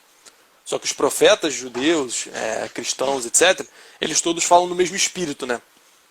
Então, tipo, a gente pode ver que eles todos são coerentes, porque exatamente porque tem o Espírito Santo ali guiando tudo aquilo. Tá. Basicamente isso. Eles chegaram até a sofrer por isso, né? Tipo, foram torturados, sofreram bastante por estarem falando essas coisas inspiradas, né? Então, e ainda assim não cederam. Né? Tem algo de martiriológico aí. Bom, E aí depois concordância com a Sibila. Quanto a Sibila, que foi profetisa entre os gregos e demais nações, começa a sua profecia recriminando o gênero humano.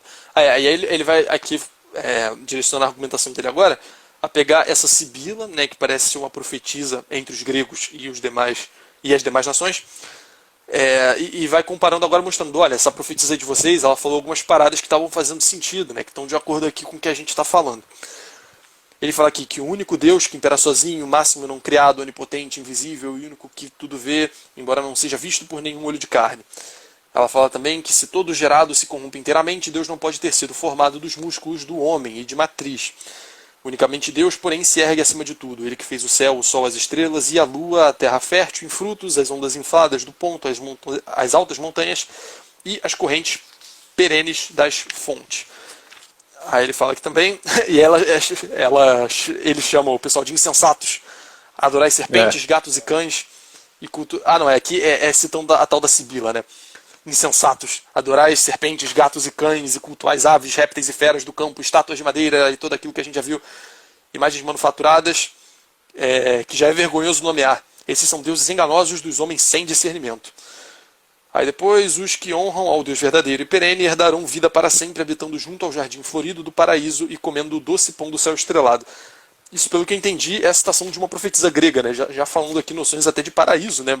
Que estão lembrando muito o que a gente conhece pela revelação. Eu vou ligar meu telefone na tomada. Avisa se começar o barulho zoado que aconteceu das outras vezes, porque aí eu não me importo de tirar, não. Já é? O quê? Vou ligar meu telefone. Eita porra. Vou ligar meu telefone na tomada aqui, calma aí. Tá, mas já estamos acabando já. Mas tá com menos de 15%, então eu não quero arriscar perder essa live porque tá realmente muito legal. Tá. Dá uma olhada aí no próximo. Peraí, eu tenho que pegar legal o livro que aqui. o som agora ficou uma bosta.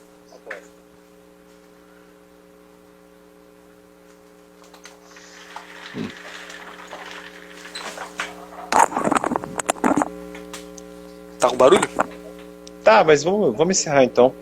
Concordância com os textos poéticos ou não? Calma aí. Aqui é meio que aquela história do relógio quebrado, né? Olha, os poetas acertaram algumas coisas, né? Não é porque eles acertaram que eles chegaram lá. Mas enfim, a gente respeita alguma coisa desse pessoal aí. Perfeito. Basicamente é isso. Não tem muita... eu marquei só mais uma coisa então, pra gente fechar. Deus examinará todo juramento injusto. Que Deus examinará todo juramento injusto e qualquer outro pecado, os poetas quase o disseram. Assim como falaram, querendo ou sem querer, coisas concordes com os profetas sobre a conflagração do mundo, apesar de serem muito posteriores a estes e de terem tirado tudo isso da lei dos profetas. Então é isso mesmo. Fala aqui que até alguns desses que falaram a verdade tiraram essas verdades até dos próprios profetas, né? Um tipo de plágio, talvez, de propósito ou sem querer. É isso. Oração? Sim. Vai dar tempo de fazer oração, vai dar certinho, um pouco menos de 2 horas. Perfeito. Eu tô muito cansado, por isso que eu não participei tanto agora. Não, relaxa. Super compreensível.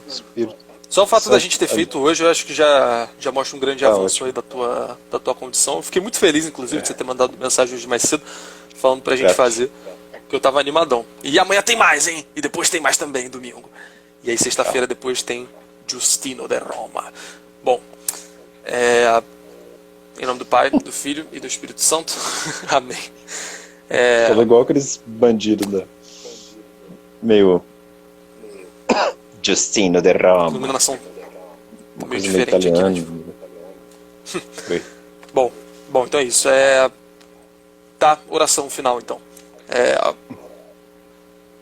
Eu esqueci, cara, eu perdi o hábito, mano. Eu esqueci como é que eu começo geralmente. Bom, enfim. Você vamos parte de Clemente Romano e fala tudo. Sim, eu passo de Clemente Romano, né? Bom, vamos agradecer a Deus aqui por esse momento aqui que a gente teve de interpretação do texto e de bastante aprendizado. Agradecer a Deus porque essa live foi realmente muito boa. Muita gente participou, a gente teve várias curiosidades aí, momentos engraçados, foi tudo muito divertido e muito proveitoso. Bom, que Deus sempre nos ajude a como nos chama a fazer Clemente Romano, cultivar a virtude da ordem, tanto internamente quanto externamente. E também sempre buscar zelar pela mansidão, né, em relação ao clero e à autoridade instituída por Deus, principalmente como nos chama a fazer o nosso amigo Inácio de Antioquia.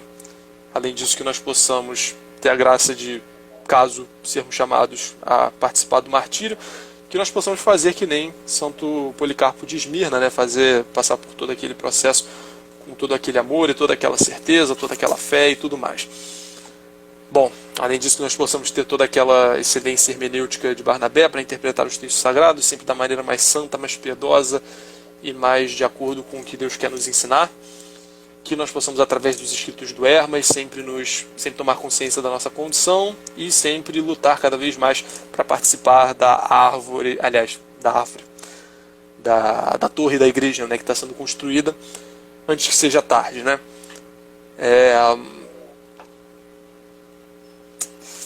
Que nós possamos sempre nos afastar das heresias, como é de Pápias de Herápolis, que nós possamos também aplicar sempre os conhecimentos adquiridos na Didaquê no que diz respeito à liturgia, à prática, ao jejum, à oração e aos sacramentos, né, que é um tema importante estar lá, e que nós possamos sempre também... Eu esqueci alguém do primeiro volume, não, né? Acho que não. Acho que não. Que nós possamos também sempre nos aproximar. Falei. Que nós possamos sempre ter consciência de quando convém se aproximar do paganismo e quando convém afastar-se do paganismo, né? Sempre tendo em mente todas essas críticas que a gente está estudando aqui nesse segundo volume, né, que já está acabando. Que nós possamos sempre tê-las vivas em mente, saber comparar, saber sempre, através da criação, olhar para o Deus que criou todas essas coisas, não apenas se limitar à criação e contemplá-la como se ela própria tivesse uma existência independente, né? Como se alguém não tivesse a criado e como se ela fosse digna de algum louvor por ela mesma, né? Como nos exorta a fazer todos esses autores que a gente está estudando no segundo volume, né? A saber, Teófilo, Atenágoras, Aristides, Taciano e a carta a Diogneto. E que nós possamos esperar sempre na ressurreição, ter bastante fé e saber compreender cada vez melhor o mistério da ressurreição, com o espírito que tenta fazer Atenágoras de Atenas na sua obra a respeito disso. É isso aí. É isso. Pater Nosso. Não, Pai Nosso. Qual idioma? Qual idioma? Cada um lê um, pode ser? Tá. Eu vou no italiano, para não arriscar. Tá, eu vou no latim aqui, para... Tá, quem começa? Deixa que eu faço, que eu já estou meio que tô com a palavra, aí depois você faz. Pater noster, qui es in celis, sanctificetur nomen tuum, adveniat regnum tuum, fiat voluntas tua, sicut in cielo et in terra. Panem nostrum quotidianum da nobis hodie, et dimitte nos debita nostra, sicut nos dimittimus debitoribus nostris. Et ne nos inducas in tentationem, sed libera nos a malo. Amém. Fantástico, tá bonito, hein? Nada a ver. O italiano é tipo isso, né? Bem parecido. Não é muito diferente. Eu acho mais fácil. Bom, vou tentar. Deixa eu dar ar pro pulmão aqui. Vai verso por verso. Padre nostro, qui sei in cieli, sia santificato il tuo nome, venga il tuo regno, sia fatta la tua volontà, come in cielo così in terra. Dacci oggi il nostro pane quotidiano e rimetti a noi i nostri debiti, come noi li remittiamo ai nostri debitori, e non ci indurre in tentazione, ma librarci dal male, così sia. Amém. Amém. Valeu, pessoal. Até mais. Pessoal, muito obrigado. A live foi muito boa. Amanhã tem, Marcelo? Amanhã tem. Amanhã tem? Meu pulmão. Maravilha. Vou colocar uma mangueira a mais aqui e vamos tentar. É isso aí, vamos tentar. Até amanhã, galera. Abraço. Fecha aí, Aldrin. Fecha.